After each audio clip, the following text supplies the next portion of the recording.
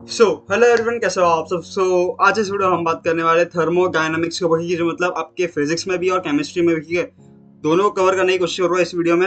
और मतलब जो इंपॉर्टेंट टॉपिक्स है, मतलब जिससे क्वेश्चंस बनते हैं मेनली, उसको भी कवर करने की कोशिश कर रहा हूँ। और जितने टाइप के न्यूमेरिकल्स बनते हैं उसको भी कवर करने की कोशिश कर रहा हूँ, मतलब ओवरऑल जितने भी मतलब हो सकते हैं वो सब क्वेश्चन कवर करने की कोशिश करूँगा। और कट टू कट बात कर रहा हूँ, मतलब जो आ सकता है वो सब उसके बारे में बात करें, ज़्यादा टाइम पास नहीं करेंगे, ठीक है। और पहले केमिस्ट्री लगे, ठीक है, केमिस्ट्री खत्म करके जो टॉपिक्स बच गए फिजिक्स के ऊपर वो चीज़ लेने वाला, ठीक है। और ये जो नोट्स है, ठीक है, ये जो है ये मेरे स्नैपशॉट वाले, जो मतलब जिससे मैं आखिरी के 1 महीने में पढ़ता था, ठीक है। मतलब इसमें वो हर एक पॉइंट है जो मेरे स्नैपशॉट में है। ये वीडियो देखा आपने तो गारंटी कुछ ना कुछ सीख के जाओगे, कुछ ना कुछ इंप्लीमेंट करोगे अपने एग्जाम, ठीक है। मतलब पक्की बात बोलता हूँ कि मतलब कुछ ना कुछ तो आपको ऐसा जुगाड़ मिल जाएगा, मतलब आपको याद करने में हेल्प हो जाएगी, ठीक है। शुरू करते हैं, ठीक है। देखो थर्मोडायनामिक्स में, और ये वीडियो उनके लिए जिनको कुछ भी नहीं आता, और जिनको आता है उनके लिए भी है, ठीक है। सबके लिए वीडियो है, सब वीडियो है, ठीक है। वीडियो है, ठीक है। शुरू करते हैं। तो थर्मोडायनामिक्स का मतलब क्या है कि भाई, पहली चीज तो दो टर्मिनोलॉजीज एकदम बेसिक वाली क्या है, सिस्टम और सराउंडिंग, ठीक है। मतलब सिस्टम मतलब जिसके ऊपर काम हो रहा है, कुछ ना कुछ चीजें हो रही, कुछ ना कुछ फेर बदल हो रही है उस चीज के ऊपर, उसको बोलते हैं हम सिस्टम। और उसके आसपास की चीजों को बोलते हैं हम सराउंडिंग। और सिस्टम और सराउंडिंग को मिला के बनता है यूनिवर्स, ठीक है।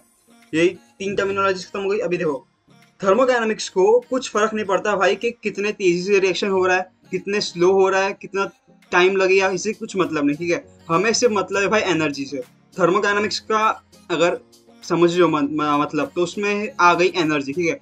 सिर्फ और सिर्फ एनर्जी से फर्क पड़ता है, मतलब कितनी एनर्जी मेरे पास आई, कितनी एनर्जी मेरे से गई, कितना वर्क डन मेरे पे हुआ, कितना वर्क डन मैंने किया, ठीक है। इससे मतलब है, और कुछ भी चीज़ से मतलब नहीं मुझे, ठीक है। सो concern with energy transformation in chemical और फिजिकल प्रोसेस, ठीक है। फिजिकल ट्रांसफॉर्मेशन मतलब इसको खाली मतलब है केमिकल और फिजिकल ट्रांसफॉर्मेशन में कितनी एनर्जी लेन देन हुई, क्या हुआ, ठीक है, इससे मतलब है। ना काइनेटिक्स से मतलब है, ना किसी और चीज़ से मतलब है, ठीक है। अभी प्रोसेस का मतलब क्या होता है, ये देखो ये सब चीज़ें जो रखी है पॉइंट्स, ये आपके टेक्स्ट बुक से ये लिए, ठीक है। मैंने मतलब मैंने एक बार टेक्स्ट बुक रीड की थी और मैंने स्नैपशॉट बना दिए थे पूरे, तो उससे के ही पॉइंट्स है, तो आपको साथ साथ में लिख देनी चाहिए जो भी मैं बता रहा हूँ, ठीक है। आपको तो साथ में पेन और बुक लेके लिखना चालू करो, ठीक है, जो भी पॉइंट्स बता रहा हूँ। और ऐसे मतलब एरो मत निकालना, सीधे पॉइंट्स लिख देना, ठीक है, तो इजीली रीडेबल होगे। प्रोसेस क्या होता है, प्रोसेस का मतलब क्या होता है कि मतलब ट्रांजिशन होता है from one equilibrium state to another equilibrium state. मतलब एक जगह आप स्टेबल हो, फिर उसके बाद अगले स्टेबल पे जाके आप ठहर रहे हो, ठीक है। मतलब इसका प्रोसेस का मतलब ये होता है। अभी जीरो तो क्या बोलता है कि मतलब आपके पास ए और बी सी तीन टॉपिक, ठीक है। और ए और बी जो है वो थर्मल इक्विलिब्रियम पे सी के साथ, मतलब उन दोनों टेम्परेचर सी के जितना ही है। थर्मल इक्विलिब्रियम मतलब टेम्परेचर सेम, ठीक है। तो ए और बी का भी थर्मल इक्विलिब्रियम, मतलब ए और बी का भी टेम्परेचर सेम होगा, ठीक है। यही चीज है, कुछ नहीं, ज्यादा बड़ी बात नहीं, ठीक है। A and B are in thermal equilibrium with C, then they are in thermal equilibrium with each other. मतलब अगर ए और बी थर्मल इक्विलिब्रियम एक सी के साथ है, तो एक दूसरे के साथ भी थर्मल इक्विलिब्रियम पे होंगे, ठीक है। अभी आते हैं फर्स्ट लॉ ऑफ थर्मोडायनामिक्स, जो मतलब मेजरली इसके ऊपर ही बहुत ज्यादा केमिस्ट्री में सवाल घूमते रहते, ठीक है। क्या बोलता है, बेसिक लॉ है, आपने बचपन से पढ़ा है। Energy in the universe can neither be created not be destroyed, it can be converted from one form to another, ठीक है। Energy in the universe is constant भी बोल सकते, ठीक है इसको। अभी देखो इसमें एक चीज समझना है, ये देखो क्राइसल जो था, क्राइसल मतलब बैटरी अपनी रिमोट वाली, उसमें क्या होता है, केमिकल एनर्जी कन्वर्ट होता है इलेक्ट्रिकल एनर्जी, बरोबर। फिर इलेक्ट्रोप्लेटिंग जो देखिए आपको पता होगा, मतलब सोने की परत चढ़ाते हैं, तो उसमें क्या हो रहा है, इलेक्ट्रिकल एनर्जी कन्वर्ट हो रही है मैकेनिकल केमिकल एनर्जी में, ठीक है। ये दो एक एग्जांपल आपकी बुक में थे, इसलिए मैंने यहाँ पे लिख दी, ठीक है। अभी आ जाओ इस पे आ जाओ, ठीक है। पहले फिजिक्स में क्या होता है मेजरली, फिजिक्स और केमिस्ट्री में ज्यादा अंतर नहीं है, मतलब थर्मोडायनामिक्स दोनों का सेम है, but due to sign convention या फिर कैसे आप देख रहे हो सिस्टम को, ठीक है, उसकी वजह से पूरा थर्मोडायनामिक्स ही बदल दिया इन्होंने। मतलब इनका अलग, पर ऐसा ज्यादा जरूरी नहीं आपको करने के लिए, हर दो फॉर्मूला याद रखो, खत्म हो जाएगा ऑलमोस्ट, ठीक है। ज्यादा कुछ है नहीं इसमें। क्या होता है देखो, सिस्टम क्या, अगर देखो फिजिक्स में क्या होता है कि आपको सिस्टम बनना है, ठीक है। सॉरी, फिजिक्स में क्या होता है कि आपको सिस्टम पे काम करना है, ठीक है। मतलब आप सिस्टम पे काम कर रहे हो, और देखो जब भी आप सिस्टम पे काम करो, ठीक है, तो वो हमारे लिए नेगेटिव होगा, ठीक है। मतलब हम काम कर रहे हैं तो बहुत खराब चीज है, समझे। तो आप सिस्टम पे काम कर रहे हो, खराब चीज है, मतलब वर्क डन जो है नेगेटिव है हमारे लिए। पर अगर सिस्टम हमारे लिए काम कर रहा है, ठीक है, सिस्टम हमारे लिए काम कर रहा है, तो वो पॉजिटिव चीज है हमारे लिए, अगर फिजिक्स के हिसाब से देख रहे हो तो, ठीक है। हम सिस्टम पे काम कर रहे हैं, खराब चीज है। और सिस्टम हमारे लिए काम कर रहा है, पॉजिटिव चीज है फिजिक्स के लिए। सिस्टम को हीट देना पड़ रहा है, खराब चीज है, तो क्यों नेगेटिव, ठीक है। सिस्टम से हीट आ रहा है, बढ़िया, ठीक है, पॉजिटिव चीज है, बरोबर। ये देखो यही है। हीट इन जा रही है तो पॉजिटिव है। एक सेकेंड,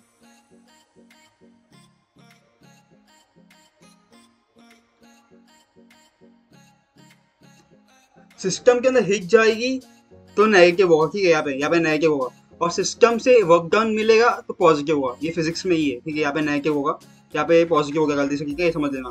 और फिर अभी केमिस्ट्री की बात करते हैं। केमिस्ट्री में हमें सिस्टम बनना है, ठीक है, मतलब अगर हम पे काम हो रहा है सही है, पॉजिटिव है, अगर हम काम कर रहे हैं सिस्टम बन के तो नेगेटिव है, और हमें हीट एनर्जी मिल रही है पॉजिटिव, हम हीट एनर्जी दे रहे नेगेटिव, बरोबर, तो समझिए यहाँ पे ध्यान रखना, यहाँ पे नेगेटिव, ठीक है, पॉजिटिव नहीं है, ये नेगेटिव है। मैं भी कंफ्यूज हो गया था, ठीक है। अभी देखो इसमें क्या होता है, सिंपल रूल है इसमें, ये फर्स्ट लॉ ऑफ थर्मोडायनामिक्स का रूल है, ये बहुत ज्यादा यूज होता है, मतलब कि ये हर जगह यूज होता है फिजिक्स के अंदर, ये ध्यान रखना। Q is equal to W plus delta U, मतलब कि जितना हीट दिया उसमें से उसने काम कर लिया और उसमें से थोड़ी सी इंटरनल एनर्जी खुद की बढ़ा दी, मतलब खुद की ताकत बढ़ा दी, मतलब टेम्परेचर बढ़ा दिया या फिर ताकत बढ़ा ली खुद की, ठीक है, मतलब हीट दिया मैंने, वर्क डन किया उसने और थोड़ी सी ताकत बढ़ा दी, ठीक है, इसका मतलब ये। तो delta Q is equal to W plus delta U, मतलब फिजिक्स का फॉर्मूला। अभी देखो केमिस्ट्री में थोड़ा लोचा है, केमिस्ट्री में क्या होता है, delta U is equal to Q plus W, क्या, delta U is equal to Q plus W, internal energy is equal to heat plus work done, ठीक है, इंटरनल एनर्जी जो है वो देगी, तेरा काम करेगी और गर्मी भी देगी और तेरा काम भी कर देगी, ठीक है, delta U is equal to Q plus W, ये याद रखना पड़ेगा, ठीक है। और इसमें एक चीज समझना कि केमिस्ट्री में हर वर्क डन जो है वो नेगेटिव से चालू होता है, ठीक है, जितने भी आप फिजिक्स में वर्क डन पढ़ोगे, ठीक है, उसको नेगेटिव साइन डाल दो, केमिस्ट्री का वर्क डन बन जाएगा, समझे, बस ये चीज समझना। अभी फिलहाल तो एक समझे, एक बार रिवाइज कर दूं, thermodynamics system surrounding universe, system जिस पे काम हो रहा है, सराउंडिंग उसके आसपास का एरिया, यूनिवर्स सिस्टम का सराउंडिंग, खत्म। काइनेटिक्स से मतलब नहीं हमें, एनर्जी ट्रांसफॉर्मेशन फिजिकल और केमिकल स्टेट में, फिजिकल या केमिकल स्टेट में हो रहा है, उससे हमें बड़ा लेना देना, ठीक है। और प्रोसेस मतलब एक इक्विलिब्रियम से दूसरे इक्विलिब्रियम पे जाना। जरूरत लगा बोलता है ए और बी जो है वो अगर थर्मल इक्विलिब्रियम में है सी के साथ, तो वो एक दूसरे के साथ भी थर्मल इक्विलिब्रियम में हो गए, ठीक है। फर्स्ट लॉ क्या बोलता है, फर्स्ट लॉ ये बोलता है कि energy in the universe remain constant, ठीक है, कुछ कहीं नहीं जा, सॉरी किधर भी नहीं जा रही है एनर्जी, ठीक है आपकी, ठीक है। तो फर्स्ट लॉ फिजिक्स के लिए Q is equal to W plus खुद के अंदर स्कोगल, ठीक है, जितना हीट दोगे उसमें से कुछ काम कर लूंगा और थोड़ी सी इंटरनल एनर्जी बढ़ा दूंगा। पर केमिस्ट्री में उल्टा से उल्टा, delta U is equal to Q plus W, ठीक है, ये समझ लेना, खत्म, बरोबर। इसमें थोड़ा सा सुधार कर लेना जो भी है, ठीक है। अभी इस पे बात करते हैं, ठीक है। देखो सिस्टम्स जो होते हैं, ठीक है, अभी सिस्टम्स तीन टाइप के होते हैं, एक मतलब एक बेसिकली आइडिया है, तीन तरह के सिस्टम पता ही होगा, ओपन सिस्टम, क्लोज सिस्टम और आइसोलेटेड सिस्टम। ओपन सिस्टम मतलब खुला, यहाँ पे देख लो यार, ये देख इमेज में बहुत अच्छा इमेज है, पता नहीं किसने बनाया, मैंने गूगल से उठाया। पहली चीज समझना, इसमें बहुत सारी चीजें जो है मैंने गूगल से उठाई, ठीक है, मतलब जल्दी बनाने के चक्कर में मैंने जो मुझे मिला अच्छी चीजें जो मुझे मिली वो सब मैंने गूगल से उठा के इसमें इनपुट किया, ठीक है, मतलब बहुत सारे लोगों की मेहनत इसमें आप बोल सकते हो है, ठीक है। सो ओपन सिस्टम क्या होता है, जिसमें मास और एनर्जी लेन देन हो सके, मतलब ठीक है, मतलब मैं मास भी ले सकता हूँ, एनर्जी दे सकता हूँ, कुछ भी, ठीक है, मतलब ऐसे लेन देन हो सके, ठीक है। अभी क्लोज सिस्टम क्या होता है, ढक्कन दे दिया, ठीक है, ढक्कन देके मैं उसको उबाल रहा हूँ, मतलब मास तो चेंज नहीं हो सकता बट एनर्जी चेंज हो सकती है। अभी मैंने थर्मस में कुछ डाल दिया, ठीक है, और उसको बंद कर दिया, तो ना मास चेंज हो सकता है ना एनर्जी चेंज हो सकती है, ठीक है, मतलब मास और एनर्जी दोनों चेंज नहीं होगी आइसोलेटेड सिस्टम में। अभी इसमें एक चीज समझना है, मतलब आइसोलेटेड और आइसोथर्मल में अंतर, ठीक है। आइसोलेटेड मतलब उसमें हीट ट्रांसफर ही नहीं हो रही, ठीक है, मतलब कुछ लेन देन नहीं हो रहा हीट का, पर आइसोथर्मल में हीट लेन देन होगा हीट का, ठीक है, मतलब हीट दे सकते हैं पर उसमें टेम्परेचर चेंज नहीं होगा, उसमें वो जितना हीट लेगा उतना काम करके दे देगा, ठीक है आपको, मतलब इसमें हीट का लेन देन नहीं होता बट उसमें हीट का लेन देन होता है, ठीक है। इसमें मतलब आइसोलेटेड में हीट में लेन देन नहीं होता और आइसोथर्मल में हीट का लेन देन होता है, ये समझना कि ये बहुत बड़ा तो नहीं पर कंफ्यूजन होता है बहुत सारे लोगों का, ठीक है। अभी सिस्टम्स जो है हाँ ये देखो, केमिस्ट्री में मैं सिस्टम हूँ, फिजिक्स में तू सिस्टम है भाई, मैं तेरे पे काम कर रहा हूँ, समझे, बस ये चीज समझना, ये चीज थोड़ा ध्यान रखना बस कर, समझे, बरोबर। अभी देखो फंक्शंस जो होते हैं, फंक्शंस दो टाइप के होते हैं, इसमें से क्वेश्चन आते हैं, ठीक है, फंक्शन और प्रॉपर्टीज जो है आगे का पॉइंट है प्रॉपर्टीज, इसमें से क्वेश्चन आते हैं, ठीक है। MHCQ में तो आते हैं, एक आधा आ सकता है आपको। सो फंक्शंस क्या कौन से टाइप के होते हैं? दो टाइप के फंक्शन होते हैं, एक होता है स्केच फंक्शन और एक होता है पाथ फंक्शन, ठीक है। अब देखो नाम याद रख लो, कुछ मतलब इसमें अभी ज़्यादा इतना दिख रहा है आपको, पर इतना कुछ याद रखना नहीं है इसमें खाली याद रखना है पाथ फंक्शन, काम खत्म, ठीक है। मतलब दिख रहा बहुत बड़ा है पर मतलब ऐसा कुछ है नहीं इसमें। पाथ फंक्शन कौन से? दो फंक्शन है, खाली पूरे थर्मोडायनामिक्स में पाथ फंक्शन सिर्फ दो ही फंक्शन है, जितना मैंने पढ़ा है और जितना आपको पढ़ाया जा रहा है उसमें पाथ फंक्शन दो ही है, वर्क और हीट, ठीक है। वर्क और हीट की पाथ फंक्शन, बाकी सब जितने भी है स्केच फंक्शन है। और एक चीज बता दो, देखो बाकी कौन से स्केच फंक्शन वो भी देख लो। टेम्परेचर स्केच फंक्शन है, ठीक है। उसको मतलब स्केच फंक्शन मतलब क्या है कि मतलब उसको सिर्फ मतलब है भाई मेरा इनिशियल स्केच क्या और फाइनल स्केच क्या है, उसका कोई बता दो, उसका खत्म, काम खत्म मेरा, और कुछ नहीं चाहिए मेरे को। और पाथ फंक्शन क्या है कि मुझे इनिशियल और फाइनल चाहिए, पर मेरे को पाथ भी चाहिए भाई, कौन सा पाथ फॉलो किया तूने, ठीक है। अभी तूने एडिया पे फॉलो किया, तूने क्या फॉलो किया, मुझे वो चाहिए, उसके बिना मैं काम नहीं करने वाला, ठीक है, समझ रहे हो। तो मतलब पाथ फंक्शन का ये कैसा छोड़ लाइक मतलब उसको चाहिए कौन से पाथ से गया, तो बता सही तरीके से गया कि गलत तरीके से गया। और एक चीज समझना कि मतलब स्केच फंक्शन जो है उसके आगे डेल्टा लगा होता है, ठीक है। डेल्टा यू इंटरनल एनर्जी, ठीक है, डेल्टा एच एंथैल्पी, ठीक है। तो समझो खाली आप पढ़ लो, ठीक है, ये सब चीज़ पर ज़्यादा याद रखने की जरूरत नहीं, खाली आपको दो चीज़ याद रखनी है। पाथ फंक्शन कौन से? वर्क और हीट एनर्जी, ठीक है। और स्केच फंक्शन, बाकी सब जितने भी है बच्चे वो सब स्केच फंक्शन, खत्म, ठीक है। अभी आगे बढ़ते हैं, प्रॉपर्टीज की बात करते हैं, ठीक है। प्रॉपर्टीज देखो दो टाइप की होती है, एक होती है इंटेंसिव प्रॉपर्टी और एक होती है एक्सटेंसिव प्रॉपर्टी, ठीक है। फंक्शन कौन से टाइप के थे? स्केच फंक्शन और एक path function. Sketch function sketch पे डिपेंड करता है, इनिशियल फाइनल स्केच पे, ठीक है। पाथ फंक्शन को पाथ चाहिए होता है भाई, कौन से पाथ से जाने वाला वो बताओ उसका, ठीक है। और पाथ फंक्शन दो टाइप के होते हैं, खाली वर्क और हीट, ठीक है, एक बार खाली रिवाइज करा दिया, और बाकी जितने भी है वो सब स्केच फंक्शन, पता है। अभी आप इस प्रॉपर्टी बात है, प्रॉपर्टी देखो, प्रॉपर्टी दो टाइप की होती है, एक होती है इंटेंसिव प्रॉपर्टी और एक होती है एक्सटेंसिव प्रॉपर्टी, ठीक है। अभी इसको याद रखने का जोड़ बताओ, क्योंकि आपको मतलब इंटेंसिव मतलब इंडिपेंडेंट, ठीक है, दिख रहा है, देखो मैंने यहाँ पे जानबूझ के ऐसा किया है, ठीक है, दिख रहा है ना ये INT, इंडिपेंडेंट इंटेंसिव प्रॉपर्टी मतलब इंडिपेंडेंट ऑफ मास, मतलब उसको मास से कुछ फर्क नहीं पड़ता, ठीक है, मास बड़ा कम कर कुछ फर्क नहीं पड़ता, ठीक है। अभी देखो उसके एग्जांपल्स थोड़े से याद रखने पड़ेंगे इसके अंदर। स्पेसिफिक हीट जो Q is equal to MS delta Q जो होता है, उसमें S जो होता है, ठीक है, वो स्पेसिफिक हीट होता है, जिसको मास से कुछ मतलब नहीं होता, ठीक है। उसको सिर्फ वो डिफाइन होता है 1 ग्राम मास के लिए कितना कैलोरी लगेगा या फिर कितना हीट लगेगा 1 डिग्री सेल्सियस से चेंज करने के लिए उसका टेम्परेचर, ठीक है।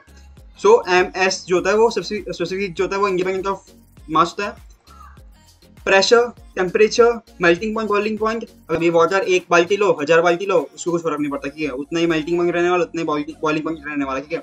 Reflective index, density but obvious same रहती है। कॉन्सेंट्रेशन, अभी आप 1 लीटर लो 10 लीटर लो दूध तो दूध ही रहने वाला, ठीक है, कॉन्सेंट्रेशन सेम रहने वाला।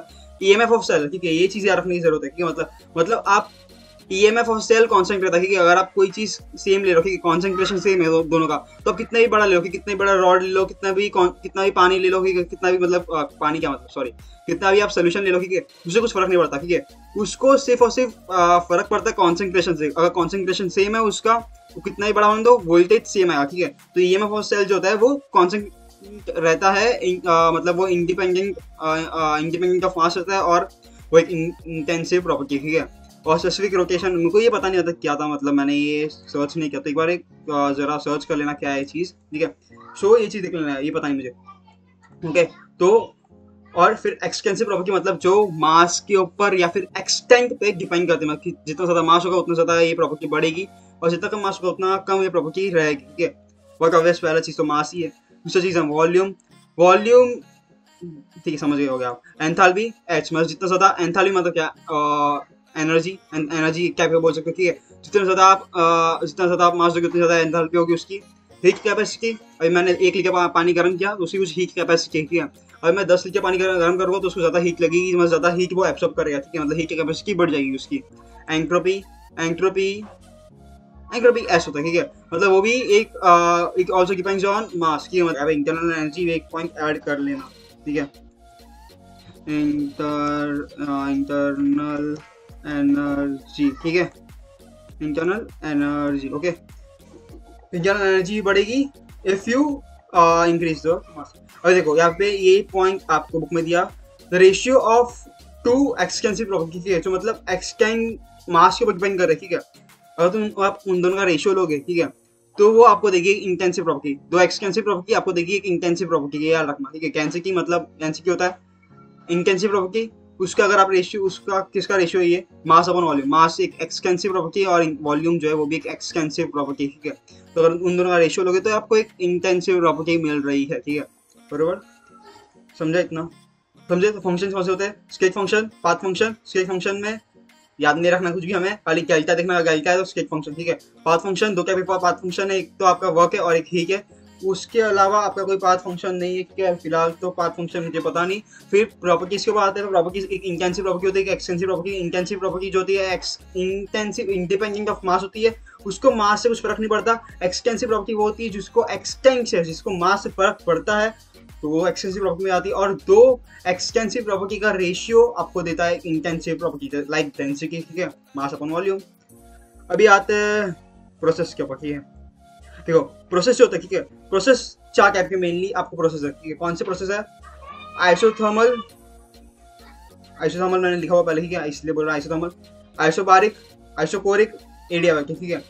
आइसोबारिक से चालू करते हैं। आइसोबारिक क्या है, आइसोबारिक मतलब प्रेशर कांस्टेंट। अभी देखो इसको याद कैसे रखना, कितना कंफ्यूजन होता है कि मतलब आइसोबारिक कैसे याद रखोगे, ठीक है। आप समझो आप बार में बैठो, ठीक है, अपने दोस्त के साथ, तो आपके और आपके दोस्त के ऊपर प्रेशर सेम होगा। जस्ट एक सिनेरियो इमेजिन करो कि मतलब आप बैठे हो अपने दोस्त के साथ बार के अंदर और उसके अंदर हाँ प्रेशर सेम होगा।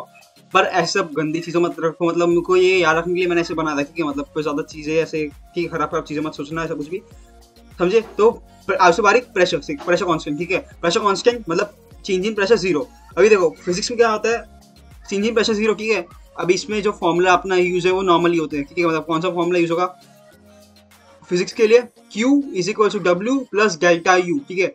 अभी W क्या हुआ, P डेल्टा V, ठीक है। P into change in volume, ये वर्क डन का फॉर्मूला है, P into change in volume, ठीक है, इन प्लस डेल्टा U, ठीक है। ये वर्क डन का फॉर्मूला है फिजिक्स के लिए। अभी केमिस्ट्री में क्या हुआ, delta U is equal to Q plus W, बरोबर।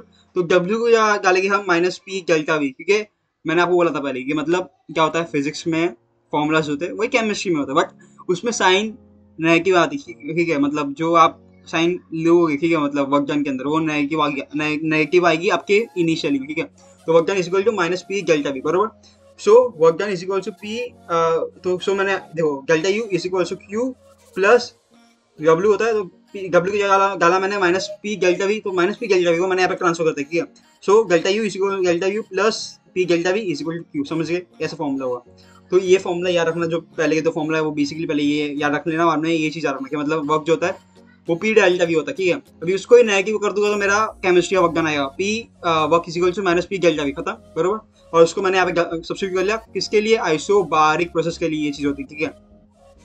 अभी देखो वर्क क्या होता है, P V2 minus V, delta V होता है P V2 माइनस V1, बरोबर, फिजिक्स के लिए होता है। और केमिस्ट्री में कैसे होता है, work is equal to minus P delta V, मतलब minus P V2 minus V1, बरोबर। अभी देखो इसमें क्या होता है कि मतलब ये जो चीज़ है वॉल्यूम कब होगा, जब भी आपको दिया होगा, मतलब लिक्विड दिया होगा, ठीक है, तो उसके लिए आप ये चीज़ फॉर्मूला अप्लाई कर सकते हो। पर आपको समझो आपको वॉल्यूम दिया ही नहीं, आपको खाली नंबर ऑफ मोल्स होता है आपको, तो आप फिर ये फॉर्मूला लगा सकते हो, minus N G minus delta N R T, ठीक है। जी मतलब गैस, ठीक है, मतलब जो भी चीज़ गैस में गैसेस के लिए उसको आप कंसिडर करोगे और उसके हिसाब से करोगे, ठीक है। मतलब work done is equals to क्या होता है, minus P delta V, chemistry बात करो, ठीक है। Work is equals to minus P delta V और is equals to minus delta N R T, ठीक है। मतलब डेल्टा एन क्या फॉर गैस, ये क्या रखना, डेल्टा एन जो है फॉर गैसेस के लिए, अगर उसके अंदर सॉलिड दिया तो आप नहीं लोगे उसको साथ में, ठीक है। अगर आपको वॉल्यूम नहीं दिया तो फिर आप यही फॉर्मूला अप्लाई करोगे, बट ऑब्वियसली समझ रहे हो, मतलब आपको अगर वॉल्यूम दिया तो minus P delta V apply करोगे, और अगर वॉल्यूम नहीं दिया और आपको खाली नंबर ऑफ मोल्स दिए हुए तो minus delta N G small G R T, ठीक है। जी याद रखना, क्योंकि ये चीज़ आप अगर भूल गए तो आप फिर कुछ ना कुछ गड़बड़ करके आओगे। डेल्टा एन क्या है, फाइनल माइनस इनिशियल, ठीक है। Number of moles in product minus number of gaseous moles in product minus number of gaseous moles in package, ठीक है, बरोबर, समझे। और देखो नीचे आता है, ठीक है। सो अपन ने आइसोबारिक देखा, आइसोबारिक में प्रेशर कांस्टेंट रहता है, बाहर में बैठे हो आप आपके दोस्त के साथ, प्रेशर दोनों के ऊपर सेम है तो प्रेशर कांस्टेंट रहता है। भाई प्रेशर कांस्टेंट का फॉर्मूला क्या बनेगा, कुछ चेंज नहीं होगा, सेम टू सेम फॉर्मूला बनेगा, Q फिजिक्स के लिए Q is equal to W plus delta U, make sense. But chemistry के लिए delta U is equal to Q plus W। But अभी वर्क के अंदर सब्स्टिट्यूट करना है मेरे को कुछ ना कुछ, तो Q is equal to delta U plus P delta V for physics. अभी केमिस्ट्री के लिए delta U is equal to Q minus P delta V, ठीक है, साइन चेंज करना उसका, खत्म, बरोबर। अभी मेरे पास अगर वॉल्यूम चेंज नहीं है, मेरे पास वॉल्यूम नहीं दिया मुझे, तो क्या करूँगा, और गैसेस दी हुई है मुझे, तो मैं करूँगा मोल्स कंसिडर करूँगा उनके, और मोल्स कंसिडर करके सॉल्व करूँगा। कैसे करूँगा, delta U is equal to Q minus delta N R T, बरोबर, समझ गया। यहाँ पे कुछ अंतर नहीं, कुछ अलग चीज नहीं कि मैंने यहाँ पे फॉर्मूला लगाया P V is equal to N R T, ठीक है, तो पी वी था उसकी जगह एन आर टी डाल दिया, समझे, तो आपको पता होगा इतना तो, ठीक है। और डेल्टा एन क्या है, number of mole, number of gases moles और in product minus number of gases moles in reactant, ठीक है, प्रोडक्ट माइनस रिएक्टेंट, यहाँ पे प्रोडक्ट होता है इसलिए यहाँ पे प्रोडक्ट माइनस रिएक्टेंट, ठीक है, आपको उल्टा दिख रहा होगा, जानते हो, ठीक है, कैमरा की वजह से। अभी होता है आइसोकोरिक प्रोसेस, दूसरा प्रोसेस जो है वो है आइसोकोरिक प्रोसेस, ठीक है, इसको हम बोलते हैं चोरिक प्रोसेस, ठीक है, आइसोकोरिक प्रोसेस और आइसोचोरिक प्रोसेस, ठीक है, चोर एक नंबर का इसलिए यहाँ पे चोरिक प्रोसेस। अब इसमें एक चीज समझना कि बहुत इसमें वर्कडन होता ही नहीं, वर्कडन जीरो होता है, ठीक है, मतलब चोर है इसलिए वर्कडन जीरो कर दिया, मतलब वो काम ही नहीं करेगा भाई, खाली खाली आराम करेगा, कुछ खा लेगा, बरोबर, जो भी मिला वो खाने का खाली, इसको बस खाली जो भी मिला वो खाना है इसको, ठीक है, और कुछ नहीं काम करना। सो आइसोचोरिक प्रोसेस वर्कडन जो होता है वो जीरो होता है।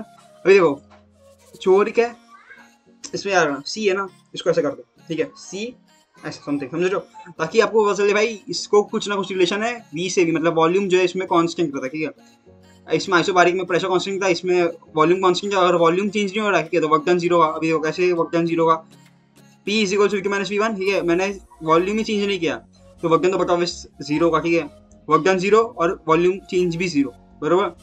हाँ, फिजिक्स और केमिस्ट्री में दोनों में सेम होता है फॉर्मूला, कैसे फिजिक्स की वो बात करें तो Q is equal to delta U plus W, तो डब्ल्यू जीरो हो गया, तो Q is equal to delta U, बरोबर, खत्म। केमिस्ट्री की बात करें तो केमिस्ट्री में क्या होगा फॉर्मूला अपना, delta U is equal to Q plus W होता है, बरोबर, डब्ल्यू जीरो, खत्म, delta U is equal to Q, same हो गया, खत्म, बरोबर, समझे। प्रेशर कांस्टेंट आइसोचोरिक चोर है, वर्क नहीं करता है, वर्क जीरो, और सी वी वी, तो वी क्या है, वॉल्यूम कांस्टेंट है इसका, ठीक है, वॉल्यूम भी कांस्टेंट है इसका, बरोबर, इसलिए वर्क नहीं करता। अरे देखो वर्क नहीं कर रहा तो मतलब वॉल्यूम कांस्टेंट रहा, ठीक है, अगर वर्क ही नहीं कर रहा तो वॉल्यूम कांस्टेंट बट ऑब्वियस अगर वर्क किया होता तो वॉल्यूम चेंज होता कुछ ना कुछ, बरोबर। अभी आते हैं इसके ऊपर, पहले वाले ऊपर, आइसोथर्मल प्रोसेस।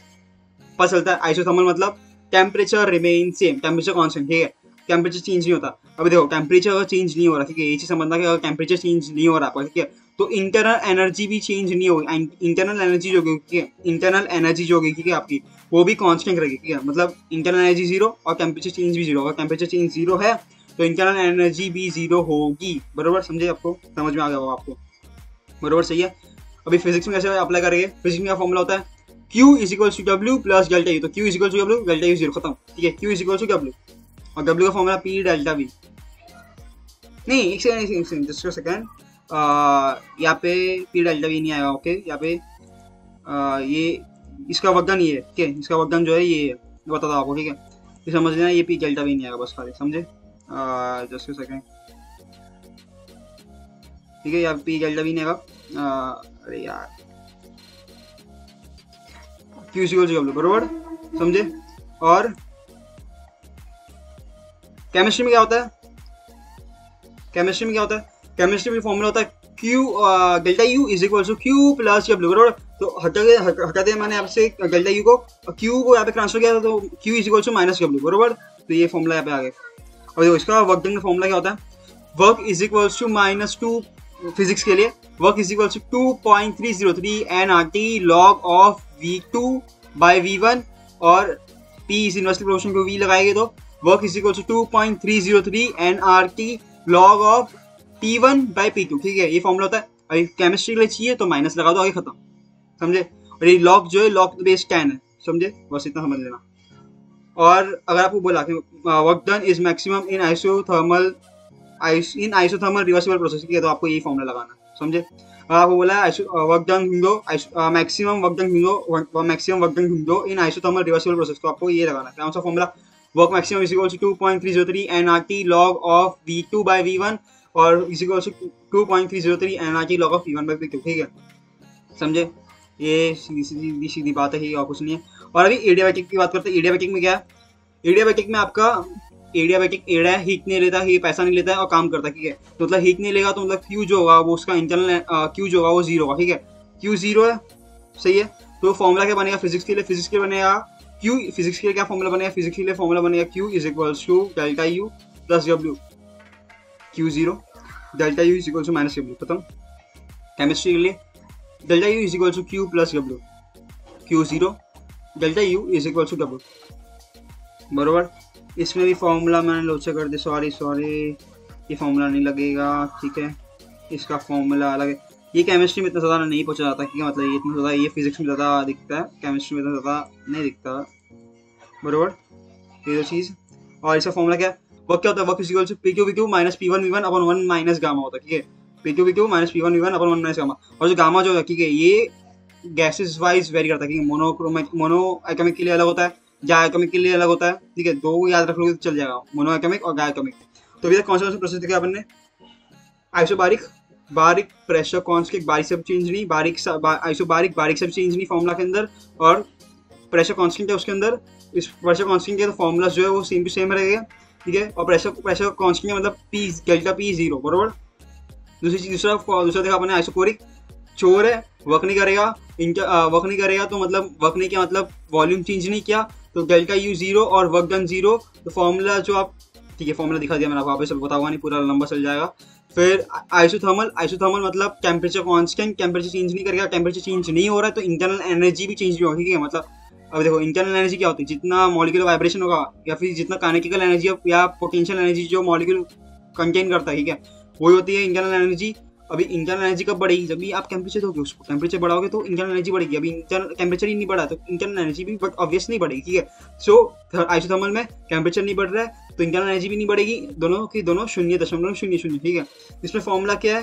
आइसोथर्मल में वर्क डन का work is equals to work maximum is equals to 2.303 NRT log of V2 by V1 और work is equals to 2.303 NRT log of P1 by P2, ठीक है। और आइसोबारिक के लिए pressure constant है तो वर्क होगा P डेल्टा भी, ठीक है। साइन लगा देना, ठीक है। केमिस्ट्री में याद रखना साइन चेंज होती है, माइनस लगा देना, ठीक है, हर एक में। आइसोकोरिक में तो वर्क डन नहीं होता। एडियाबैटिक में एड़ा है, हीट लेता नहीं और काम कर देता है, ठीक है। मतलब एड़ा एक नंबर का एड़ा है, ठीक है, कुछ पैसे लेता नहीं और काम करता है, ठीक है। सो मतलब पैसे लेता नहीं मतलब पैसा क्या हो गया? हीट हो गया, ठीक है। मतलब हीट नहीं ले रहा है मतलब क्यू जीरो है, बरोबर। और वर्क डन हो रहा है, वर्क डन क्या है? Work done is equal to P Q V Q minus P one V one upon one minus gamma. P Q V Q कैसे याद रखना है? P Q V Q minus P one V one upon one minus gamma, P Q V Q minus P one V one upon one minus gamma, ठीक है। और इसके अंदर एक और फॉर्मूला है माइनस डेल्टा एन आर के, ठीक है। तो इस पर आता है कि थोड़ी सी चीज़ें और बताता हूँ आपको। ग्राफ देख लो, ग्राफ के ऊपर क्वेश्चन आते कहीं ना कहीं, ठीक है, देख लो। आइसोबारिक पीवी डायग्राम में देखिएगा, आइसोबारिक, ये आइसोबारिक बारीक सब चेंज नहीं, प्रेशर कांस्टेंट, ठीक है, प्रेशर कांस्टेंट है। या फिर आप ये देख लो ना, बारीक बी है, ठीक है, ये बी जो दिख रहा है उल्टा पी है, ठीक है। मतलब बी जो है वो उल्टा पी है, ठीक है। तो बारीक सब चेंज प्रेशर कांस्टेंट है, इसके अंदर प्रेशर कांस्टेंट मतलब पी की जो लाइन होगी वो कांस्टेंट होगी, कि मतलब पी से जो लाइन जा रही है वो कांस्टेंट है, बरोबर। सो आइसोबारिक प्रेशर कांस्टेंट। आइसो अभी देखो आइसो वॉल्यूमेट्रिक नहीं, आइसोकोरिक, ठीक है, इसको हम बोलेंगे आइसोकोरिक, इसमें कुछ भी लिखा है हम तो जानते हो, मैंने ये नहीं बनाया, मैंने कहाँ से उठाया हुआ, ठीक है। आइसोकोरिक मतलब वॉल्यूम कांस्टेंट, वॉल्यूम कांस्टेंट मतलब जो इनिशियल वॉल्यूम होगी वही फाइनल वॉल्यूम है, ठीक है, तो वॉल्यूम कांस्टेंट रखती है। आइसोथर्मल टेम्परेचर कांस्टेंट, इसका ग्राफ ऐसे बनता है, ठीक है, कर्वी शेप का, ठीक है, रेक्टिलिनियर कुछ बोलते हैं, हमको पता नहीं क्या बोलते हैं, बट ऐसा कुछ बनता है, ठीक है। और एडियाबैटिक में समझेंगे ऐसे बस। और एक चीज समझना कि मतलब एडियाबैटिक का स्लोप जो होता है ज्यादा होता है गामा टाइम्स देन आइसोथर्मल का, ठीक है। ये चीज समझना कि मतलब एडियाबैटिक का स्लोप गामा टाइम्स ज्यादा होता है देन आइसोथर्मल का, ठीक है। मैं कुछ पहले कुछ अलग बोला शायद तक, ठीक है। एडियाबैटिक का स्लोप ज्यादा होता है then gamma times then isothermal का, बरोबर। फॉर्मूलाज देख लो, ये सब ये देखो। अगर आइसोबारिक है, ठीक है, बारिक मतलब प्रेशर कांस्टेंट, तो हीट का फॉर्मूला क्या होगा? एन सी वी डेल्टा, अपन लिखते हैं ना N S M S delta T, M S delta T, तो उसको ऐसे लिख सकते हैं N C P delta T, ठीक है, सी पी है, वी नहीं, ठीक है। प्रेशर कांस्टेंट में सी पी डेल्टा टी। और वॉल्यूम के लिए क्यू और डेल्टा यू सेम होता है, क्योंकि वर्क डन जीरो हो गया तो delta U is equal to Q होता है और इज इक्वल टू होता है एन सी वी डेल्टा, ठीक है। और ये चीज़ समझना कि मतलब जो इंटरनल एनर्जी है, ठीक है, उसके लिए हर एक जगह पे फॉर्मूला सेम होता है, ठीक है। क्या फॉर्मूला होता है हर एक जगह पे? Delta U is equals to, ये जो फॉर्मूला ये N C V delta T, कोई भी प्रोसेस होने दो, कोई भी प्रोसेस होने दो, उसके अंदर फॉर्मूला रहेगा N C V delta T, कि कोई भी प्रोसेस होने दो, डेल्टा यू के लिए डेल्टा यू के लिए फॉर्मूला बनेगा N C V delta T. इसको आप ऐसे भी याद रख सकते हो, नफरत बाय टू, ठीक है, नफरत बाय टू, ठीक है। एफ जो है वो डिग्री ऑफ फ्रीडम है, ठीक है, मतलब मैंने कहा भी सुना था तो मतलब मुझे ये याद था तो मैं बता दे रहा हूँ आपको, ठीक है। सो क्या है N C V delta T, N C V delta T के कॉन्स्टेंट वॉल्यूम पे होता है N C V delta T, delta U is equal to N C V delta T और नफरत बाय टू, ठीक है, एन एफ नफरत R T by two, ठीक है, मतलब बहुत खराब शब्द है पर याद रखने के लिए अच्छा ही, मतलब मुझे याद रखने के लिए हो गया इसलिए मैंने याद रख लिया। फिर आइसोथर्मल के लिए work is equals to N R, work is equals to 2.303 N R T log, ठीक है, ये एलन का पर मैं लॉग का बोल रहा हूँ, आपको वो याद रखना, log of V Q by V one और 2.303 N R T log of P one by P two, समझे, खाली साइन चेंज करना है केमिस्ट्री के लिए। और इसके लिए work is equals to P two V Q minus P one upon 1 minus gamma. अभी आप बोलोगे इसमें ये कहाँ से आ गया भाई, P two minus P one upon 1 minus gamma, बराबर 1 माइनस गामा को हम ऐसे भी लिख सकते हैं, कैसे लिख सकते हैं देखो, सी पी, इसको हम ऐसे भी लिख सकते हैं, ठीक है, एक कन्वर्जन कुछ तो किया होगा उन्होंने पर ऐसे भी लिख सकते हैं इसको, P Q minus P one upon 1 minus gamma. अभी देखना पड़ेगा कैसे होगा ये, C by R is equal P Q minus P one, ठीक है, एक सेकंड कैसे होगा, ठीक है, फिलहाल जान दो, ठीक है, फिलहाल इतना टाइम नहीं है, मतलब अभी ज़्यादा, मतलब बाद में आपको दिखा दूंगा कैसे करना है, फिर आप देख लेना कैसे होगा। सीपी पर सीवी होता है गामा, बरोबर, और सीपी माइनस सीवी होता है आर, ठीक है। अभी इससे आप रिलेशन कर दोगे, इसमें मतलब कैसे होता है, मतलब मैं निकालने वाला आपको करना कर लेना एक बार, ठीक है। अभी इसके ऊपर एक और बात देख लेते कि थोड़ा सा जस्ट आइसोबारिक प्रेशर कांस्टेंट यहाँ से गया, आइसोकोरिक वॉल्यूम कांस्टेंट वॉल्यूम से, आइसोथर्मल ऐसा कहो, एडियाबैटिक ऐसा कहो, ठीक है, मतलब दोनों का सेम ऑलमोस्ट सेम कहो, पर इसमें डिफरेंस या इसमें क्वेश्चन आते हैं, ठीक है, मतलब पूछा जाता है मतलब कौन सा एडियाबैटिक है, कौन सा आइसोथर्मल का ग्राफ है, ये पूछा जाता है आपको। इसमें इंटरनल एनर्जी चेंज 0 होता है, इसमें इंटरनल एनर्जी चेंज या हीट जो है वो आती नहीं है इसके अंदर, ठीक है, बराबर। अभी देखो आ जाओ, ये जो मैंने आपको पूछा कि मतलब कैसे कौन सा ग्राफ ये होता है, ये देखो यहाँ पे, अभी देखो समझो ये ग्राफ है, ये पीवी का ग्राफ है, इसमें हो रहा है एक्सपांशन, ठीक है, मतलब ये जो एरोज है वो जा रही है ऐसे, ठीक है, ऐसे जा रहा है प्रोसेस जो है ऐसे जा रहा है, बराबर। अभी ऐसे जा रहा है तो इसमें पता चलेगा भाई कौन सा एडियाबैटिक है, इसमें आइसोथर्मल ये लिखा हुआ तो पता चल गया भाई कौन सा, ठीक है। पर इसके लिए कोड वर्ड है इनाक्यू, what is the code word, it is इनाक्यू। एक्सपांशन नीचे एडियाबैटिक में, एक्सपांशन होगा तो नीचे होगा एडियाबैटिक और कंप्रेशन में एडियाबैटिक जो होगा वो ऊपर होगा, ठीक है। एक्सपांशन में नीचे होगा एडियाबैटिक और कंप्रेशन में ऊपर, इनाक्यू इनाक्यू इनाक्यू, ठीक है। और यहाँ पे देख लो एक्सपांशन हो रहा है, एक्सपांशन में एडियाबैटिक नीचे, ठीक है, और कंप्रेशन में एडियाबैटिक ऊपर, समझे जन, ठीक है, याद हो गया। अभी आपको कुछ भी पूछ रहे तो सवाल कि कौन सा एडियाबैटिक है, कौन सा है, मतलब ये मेजरली आता नहीं, ठीक है, सी के बेस में, पर सी में कभी कभी आ सकता है, ठीक है, आता है, आ सकता है, नहीं आता, ठीक है। क्वेश्चन दिखाता हूँ आपको कौन सा आया हुआ, मतलब आप यही क्वेश्चन सॉल्व कर सकते हो, ये देखो ये वाला क्वेश्चन, ठीक है। अभी इसमें ये क्वेश्चन है, ठीक है, इसमें आपको बताना है कि प्रोसेस जो है, ठीक है, कौन से प्रोसेस है, 1 2 3 4 कौन से प्रोसेस है, ठीक है, आपको दिखाना है, ये बताना है। अभी देख के पता चलता है पी क्या करना है, पहले ही हमसे याद रखना कि मतलब यहाँ पे कुछ ना कुछ उंगली हो सकती है आपके साथ, कि मतलब यहाँ पे पी की जगह वी दे देंगे, यहाँ पे पी की जगह, यहाँ पे वी की जगह पी दे देंगे, ठीक है, मतलब उल्टा सीधा कर सकते हैं, तो ये थोड़ा ध्यान रखना। और थोड़ा देखिए, अब देखो पी वी सीधा सीधा, तो को सीधा सीधा मतलब आंसर देना, बराबर। तो ये जो जा रहा है कौन सा है, ये वो फर्स्ट जो है वो आइसोबारिक है, नहीं सॉरी आइसोकोरिक है, ठीक है, वॉल्यूम कांस्टेंट है, आइसोकोरिक प्रोसेस, ठीक है, पहला वाला जो है, पहला वाला आइसोकोरिक, दूसरा वाला जो है ये वाला पहला वाला जो है आइसोकोरिक है, ठीक है, दूसरा वाला कौन सा, दूसरा वाला जान दो, ठीक है। फोर्थ वाला दिख रहा है मुझे, फोर्थ वाला कौन सा दिख रहा है, आइसोबारिक, ठीक है, प्रेशर कांस्टेंट है आइसोबारिक, ठीक है, प्रेशर कांस्टेंट आइसोबारिक। अभी देखो थर्ड और सेकंड में कंफ्यूजन है, कौन सा है, एडियाबैटिक कौन सा है और आइसोथर्मल कौन सा है। अभी मैंने आपको बताया क्या हो रहा है, एक्सपांशन हो रहा है, ठीक है। कोड वर्ड पहले याद रखो कि कोड वर्ड को बुलाओ पहले, इनाक्यू, ठीक है। एक्सपांशन है, एक्सपांशन में नीचे एडियाबैटिक, तो जो सेकंड प्रोसेस है वो है एडियाबैटिक, ऊपर जो है वो है आइसोथर्मल, खत्म, ठीक है, समझे, इतना ईजी है, सबके लिए नहीं होता बस खाली, वो अलग बात है। आपने अगर ये वीडियो देखा अच्छे से तो आपको और भी कुछ सीखने मिल सकता है। ये क्वेश्चन देखते हैं, ठीक है। Work done during the combustion of 9 U can -2 kilojoule of naphthene something, ये कुछ दिया हुआ है, इसमें क्या एक्चुअली क्या कंबशन आपको निकाला, ठीक है। कितना कंबशन में वर्क डन हुआ वो निकालना आपको, बरोबर। तो कंबशन में C2H6 ठीक है, और 7/2 O2 कंबशन करना है तो O2 चाहिए होता है, ठीक है। O2 लिया और CO2 और H2 निकाला, ठीक है। अभी वर्क डन क्या होता है, इसमें वॉल्यूम नहीं दिया, बरोबर। वॉल्यूम नहीं दिया पहली चीज, तो वॉल्यूम नहीं दिया, हम कौन सा फॉर्मूला अप्लाई करेंगे, work is equal to minus N delta N R T, ठीक है। डेल्टा एन क्या है, change in number of moles, ठीक है, ऑफ प्रोडक्ट माइनस रिएक्टेंट, ठीक है। तो प्रोडक्ट के पास कितने मोल्स है इन गैसियस फॉर्म, ठीक है, कितने गैसियस के अंदर नंबर ऑफ मोल्स है वो देखना। सो ठीक है, तो 2 मोल्स जो है वो कार्बन डाइऑक्साइड के पास है, पर इसके मोल जो है जो लिक्विड में इसको नहीं काउंट करना, इसको काउंट नहीं करना, तो इसको हटा दो, ठीक है। ये कुछ काम का नहीं, ये काम का।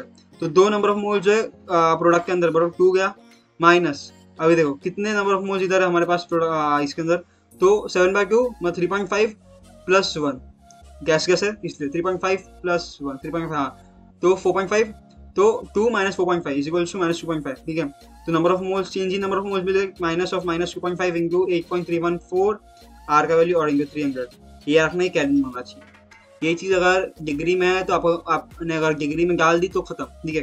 कोई भी न्यूमेरिकल वन दो, ये चीज़ सीमा में क्लियर रखना कि आपको हमेशा केल्विन में सब्स्टिट्यूशन करना है, ना कि डिग्री में, समझे।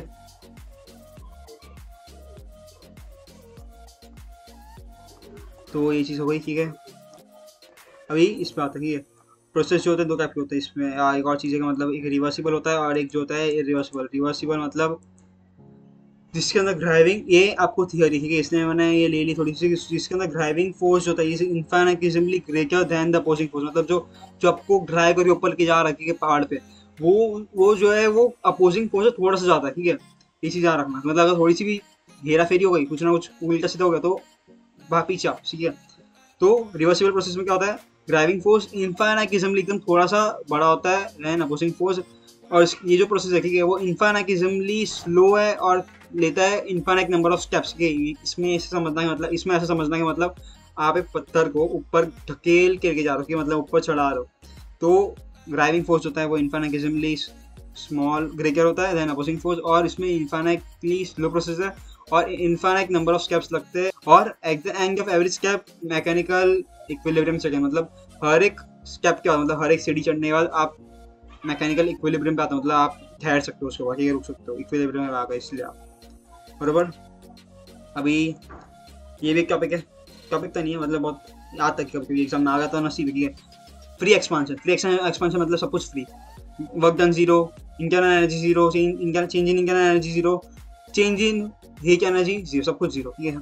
एक्चुअली इसमें होता क्या है, मतलब आपने एक सिलेंडर बिना एयर के एक जगह पे रख दिया, मतलब वैक्यूम प्लेस पे रख दिया, ठीक है, तो वो ना वर्क डन चाहिए उसको, ना इंटरनल एनर्जी चेंज होगा, ना कुछ होगा, ठीक है, उसके अंदर ऐसा कुछ होता है। तो ये चीज़ समझना है, कुछ मतलब एकदम ईजी वाला कॉन्सेप्ट, मतलब इसमें कुछ इतना कुछ ज़्यादा है नहीं इसके अंदर, ठीक है, बताने के लिए। सो अभी बात करते हैं इंटरनल एनर्जी की, ठीक है। यू जो होता है, यू क्या होता है, काइनेटिकल एनर्जी प्लस पोटेंशियल एनर्जी, बरोबर। तो यू क्या होता है, यू होता है काइनेटिकल एनर्जी प्लस पोटेंशियल एनर्जी, बरोबर, ठीक है। और ये जो होता है मैंने आपको बताया था कि ये स्टेट फंक्शन होता है, ये सिर्फ और सिर्फ इनिशियल और फाइनल स्टेज पे डिपेंड करता है, ना कुछ और लेना देना इसको। और एक एक्सटेंसिव प्रॉपर्टी, जितना ज़्यादा मटेरियल होगा, जितना ज़्यादा मास होगा, उतना ज़्यादा इंटरनल एनर्जी बढ़ेगा, ठीक है। Internal energy of isolated system जो होता है वो कांस्टेंट होता है, ये भी चीज़ ध्यान रखना। और एक और चीज़ यहाँ पे एक डब्बा रह गया, ठीक है, एक समझ गया ना ये इतना, तो मतलब इंटरनल एनर्जी जो है वो क्या काम करता है। अभी जो 1 जूल होता है, ठीक है, वो होता है 1 पास्कल मीटर क्यूब के बराबर, ये चीज़ समझना थोड़ी बहुत। ये जो है ये चीज़ बता रहा हूँ आपको, ठीक है, ये यूनिट कन्वर्जन कुछ ना कुछ आपको बुक पे दिया था, तो मैंने मतलब ये लिख दिया, तो ये आपको रखना मान लेना, ठीक है। आपको 1 joule is equal to 1 pascal metre cube, 1 bar is equal to 10⁵ pascal. और वर्क, ये जो है ये चीज़ इंपॉर्टेंट है, ठीक है, ये जो बता रहा हूँ, ये जो चीज़ है ये इंपॉर्टेंट है, ठीक है।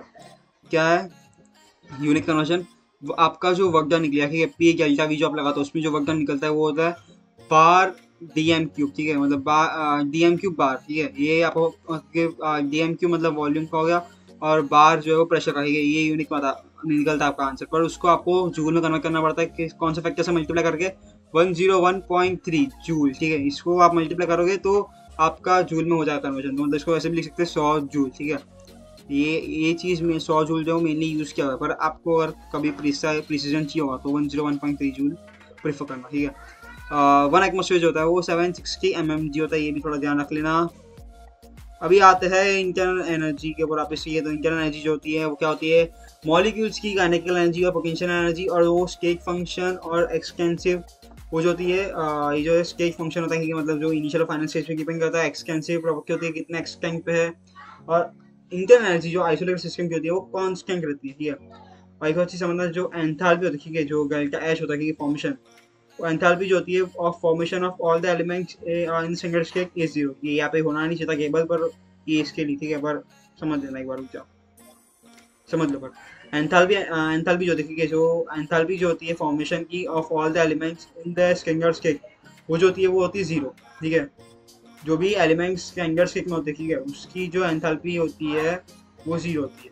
जैसे कि Cl2 जो है वो गैस में, ठीक है, उसके अंदर भी जीरो। अभी आप बोलोगे ब्रोमीन भी तो गैस में है, पर ब्रोमीन जो है वो स्टैंडर्ड स्टेट में लिक्विड में पाया जाता है, मतलब जो एक स्टेबल स्टेट है उसका वो लिक्विड होता है, तो इसलिए यहाँ पे जीरो नहीं है। ये गैस के लिए गैस है इसलिए अलग है, और यहाँ पे लिक्विड होता है तो यहाँ पे जीरो आ जाता है, ठीक है। तो जो एंथैल्पी जो हीट जो होता है वो आपको पता है मतलब पाथ फंक्शन है, वो ट्रावर्सिंग है, मतलब जो पाथ डिपेंड करता है इनिशियल और फाइनल स्टेज। बट अगर हम उसका जो पाथ है कि जो मतलब कौन से पाथ से जाने वाला है वो डिसाइड कर लेगा, मतलब वो आइसोकोरिक पाथ से जाने वाला है, वो आइसोबारिक पाथ से जाने वाला है, तो उसको हम बोलेंगे स्टेट फंक्शन पे, ठीक है। मतलब उसका पाथ डिसाइड करेगा, मतलब हाँ भाई इसका इनिशियल स्टेज ही होने वाला है, इसका फाइनल स्टेज ही होने वाला है, खत्म, ये बात खत्म।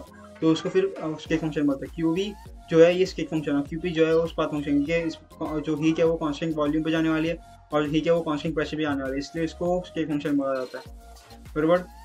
सो जो एंथैल्पी चेंज होता है वो क्या होता है, मतलब जो हीट लेन देन हुआ, ठीक है, अगर कांस्टेंट प्रेशर पे हुआ तो उसको बोलते हैं enthalpy change. Enthalpy heat transfer constant pressure, मतलब हीट कितना लेन देन हुआ है कांस्टेंट प्रेशर पे, उसको बोलेंगे एंथैल्पी चेंज, ठीक है। और इंटरनल एनर्जी चेंज का बोलेंगे जब भी हमारा ट्रांसफर ऑफ हीट होगा एक कांस्टेंट वॉल्यूम, मतलब जब भी जो वॉल्यूम जीरो होगा, वर्क डन जीरो होगा, तभी जो हीट का लेन देन होगा वो होता है एन सी वी डेल्टा की, और जो होता है इंटरनल एनर्जी के बराबर, ठीक है। और जो एच है कि एंथैल्पी जो है वो भी एक स्टेट फंक्शन है जो इनिशियल और फाइनल स्टेज पे डिपेंड करता है, ठीक है। अभी तो एंथैल्पी की बात करते हैं। एंथैल्पी जो है उसमें आपको एक फॉर्मूला याद रखना है, केमिस्ट्री में आएगा डेल्टा एच इज इक्वल, ये जो एंथैल्पी ये फिजिक्स में तो है ही नहीं, ठीक है। फिजिक्स में एंथैल्पी नाम का कॉन्सेप्ट मेरे को तो मतलब मिला नहीं, या मेरे को दिखा नहीं है, आपने देखा हो तो अलग बात है, पर जो ये एंथैल्पी की मेनली इस पे क्वेश्चन जो होते हैं वो केमिस्ट्री पे आते हैं, ठीक है। तो केमिस्ट्री में क्या फॉर्मूलाज है, enthalpy delta H is equal delta U plus P delta V, खत्म। Delta H is equal to delta U plus P delta V, अभी कहाँ से आया फॉर्मूला, डेल्टा एच मतलब क्या, हीट, क्यू बोल सकता हूँ, ठीक है मैं इसको। तो फॉर्मूला क्या केमिस्ट्री है बेसिकली, पहला केमिस्ट्री का बेसिक फॉर्मूला है delta U is equals to Q plus W, बरोबर, समझ में आया इतना। अभी मैं कांस्टेंट प्रेशर पे ले रहा हूँ तो मैं यू क्यू को ऐसा लिख दूँ डेल्टा एच, बरोबर। तो क्या फॉर्मूला बना अपना, delta H is equals to delta U is equals to delta H plus P work done, बरोबर, क्योंकि डेल्टा यू एच क्यू लिखा क्योंकि कांस्टेंट प्रेशर पे हो रहा है, ठीक है। तो delta U is equal to delta H plus work done निकाल दो, फॉर्मूला उसका जो है माइनस पी डेल्टा वी, तो उसको इस साइड शिफ्ट किया, क्या होगा delta H is equal to delta U plus P delta V, बराबर, समझ में आया। और देखो इसको मैं सेम ऐसे लिख सकता हूँ जैसे पहले स्विच किया था, P V is equal to N की, तो डेल्टा एन जी गैसेस के लिए आर टी, बराबर, समझ में आया। तो इसको ऐसे लिख सकते हैं, तो ये फॉर्मूला याद रखना, delta H is equal to delta U plus P delta V, delta H is equal to delta U plus P delta V, delta H is equal to delta U plus P delta V, delta H is equal to delta U plus delta N R T. देख अगर आपको बोला कि delta H, इस पे ये question आता है कि मतलब कैसे को यहाँ पे क्वेश्चन है पीछे एक बार देख लेना, डेल्टा एच और डेल्टा यू कंपेयर करो, ठीक है। एक आपको रिएक्शन दे देगी, ठीक है, आपको बोलेगा कि भाई डेल्टा एच जो है डेल्टा यू को कंपेयर करो, क्या कौन सा ज़्यादा बड़ा होगा कौन सा छोटा होगा, ठीक है, इसको कंपेयर करो। अभी इसमें देखो क्या है, ये फॉर्मूला हमेशा अप्लाई होता है, ठीक है। जब भी आपको सब बोला डेल्टा एच बड़ा है डेल्टा यू बड़ा छोटा है, तो इसमें मेजरली एक फॉर्मूला अप्लाई होता है। इसको देखना क्या होता है, अगर देखो जो गैसेस जो है, अगर यहाँ पे जो गैसेस है प्रोडक्ट के साइड पे, और यहाँ पे जो गैसेस है रिएक्टिंग के साइड पे, तो रिएक्टिंग की गैसेस जो है वो अगर नंबर ऑफ मोल जो उनका ज़्यादा हुआ, और इसकी जो प्रोडक्ट की जो गैसेस है, ठीक है, उसका नंबर ऑफ मोल्स कम होगा, ठीक है। सॉरी, दोनों का इक्वल हुआ, समझ लो दोनों का इक्वल है, रिएक्टिंग का भी ज़्यादा है और रिएक्टिंग का भी और प्रोडक्ट का भी, दोनों के नंबर ऑफ मोल्स प्रॉपर है, ठीक है, इक्वल है। दोनों माइनस करके तो जीरो हो जाएगा, डेल्टा एन जीरो, तो मतलब डेल्टा एच जो है वो डेल्टा यू के बराबर है, ठीक है। पहला तो ये चीज़ हो गई। दूसरी चीज़ ये हो सकती है कि मतलब जो रिएक्टिंग है उसके अंदर नंबर ऑफ मोल्स ज़्यादा है, ठीक है, और जो प्रोडक्ट है उसके अंदर नंबर ऑफ मोल्स कम है, तो मतलब डेल्टा एन क्या होगा, डेल्टा एन होता है प्रोडक्ट माइनस रिएक्टिंग, ठीक है। तो प्रोडक्ट के अंदर कम है, ठीक है, तो मतलब ये जो होगा प्रोडक्ट माइनस रिएक्टिंग, तो ये जो होगा नेगेटिव होगा, समझ में आया, नेगेटिव होगा। तो हम क्या कर रहे हैं, delta H is equal to delta U minus something होगा, ठीक है, बरोबर। तो डेल्टा यू में से आप कुछ कम कर रहे हो तो आपको डेल्टा एच मिल रहा है, तो डेल्टा यू ज्यादा होगा देन डेल्टा एच, समझ में आया दूसरा पॉइंट। तीसरा पॉइंट क्या हो सकता है कि मतलब जो आपका प्रोडक्ट है, ठीक है, वो ज्यादा है और रेटिंग जो कम है, तो इस टाइम में क्या होगा, आपका पॉजिटिव आएगा डेल्टा एन, और पॉजिटिव आने पे डेल्टा एच जो होगा वो ज्यादा होगा देन डेल्टा यू, ठीक है। ये आता है इसलिए मतलब आपको मैंने थोड़ा सा एक ओवरव्यू दे दिया क्वेश्चन में, मैंने यहाँ पे लिया नहीं है ऑलमोस्ट तो ये क्वेश्चन, ठीक है, तो इसलिए आपको बता दिया, ठीक है, कंपैरिजन आता है इसलिए मैंने यहाँ पे लिखा हुआ है। और देखो डेल्टा एच अगर पॉजिटिव है, ठीक है, डेल्टा एच अगर पॉजिटिव है, आपको पता होगा कि मतलब बचपन से लिख रही है, डेल्टा एच अगर पॉजिटिव है, दो हीट जो है वो हमने ली है अंदर, ठीक है, मतलब मैंने हीट अंदर कैप्चर की है, ठीक है, पॉजिटिव है मतलब हीट मैंने अंदर ले ली, हीट अंदर ली मतलब एंडोथर्मिक प्रोसेस, ठीक है, मतलब हीट अगर अंदर खींच रहा है तो एंडो आने दो, ठीक है, हीट अंदर आ रही, ठीक है, मतलब हीट एंडोथर्मिक प्रोसेस है। पर अगर एच नेगेटिव है, डेल्टा एच जो है नेगेटिव, मतलब मैंने हीट छोड़ी है, मतलब मैंने हीट रिलीज की है, ठीक है, एक्सोथर्मिक प्रोसेस है, एक्सो मतलब एग्जिट मार रही है मेरे अंदर से हीट, ठीक है, हीट एग्जिट मार रही है तो exothermic process delta H negative, बराबर, समझ में आ गया होगा आपको, ठीक है। तो ये दो चीज पता होगा मतलब एकदम, मतलब ठीक है, इतना ज्यादा कुछ है नहीं, ठीक है। अभी एंथैल्पी की बात करते हैं, और एंथैल्पी में क्या क्या चीज होती है, एंथैल्पी होता है, एंथैल्पी ऑफ फ्यूजन होता है कि मतलब आप बर्फ को पानी बना रहे हो, एंथैल्पी ट्रांसफर हो रहा है, ठीक है। फिर होता है और एक चीज समझना, एंथैल्पी का कोई भी डेफिनेशन होता है, ठीक है, कोई भी डेफिनेशन होता है उसके अंदर एक चीज होती है, एक मोल पे होता है एंथैल्पी, एंथैल्पी कभी भी कैलकुलेट होता है तो वो एक मोल सब्सटेंस के लिए होता है और कांस्टेंट प्रेशर के लिए होता है, ठीक है, मतलब एक मोल होना चाहिए सब्सटेंस का और कांस्टेंट प्रेशर होना चाहिए उस टाइम पे जब आप एंथैल्पी कैलकुलेट कर रहे हो, ठीक है। तो मतलब हमेशा जब भी कैलकुलेट कर रहे हो तो वो जो सब्सटेंस पे कैलकुलेट कर रहे हो उसका एक मोल समझना, ठीक है, नहीं तो आप गलत कर दोगे, यहाँ पे समझ लो, यहाँ पे देखो।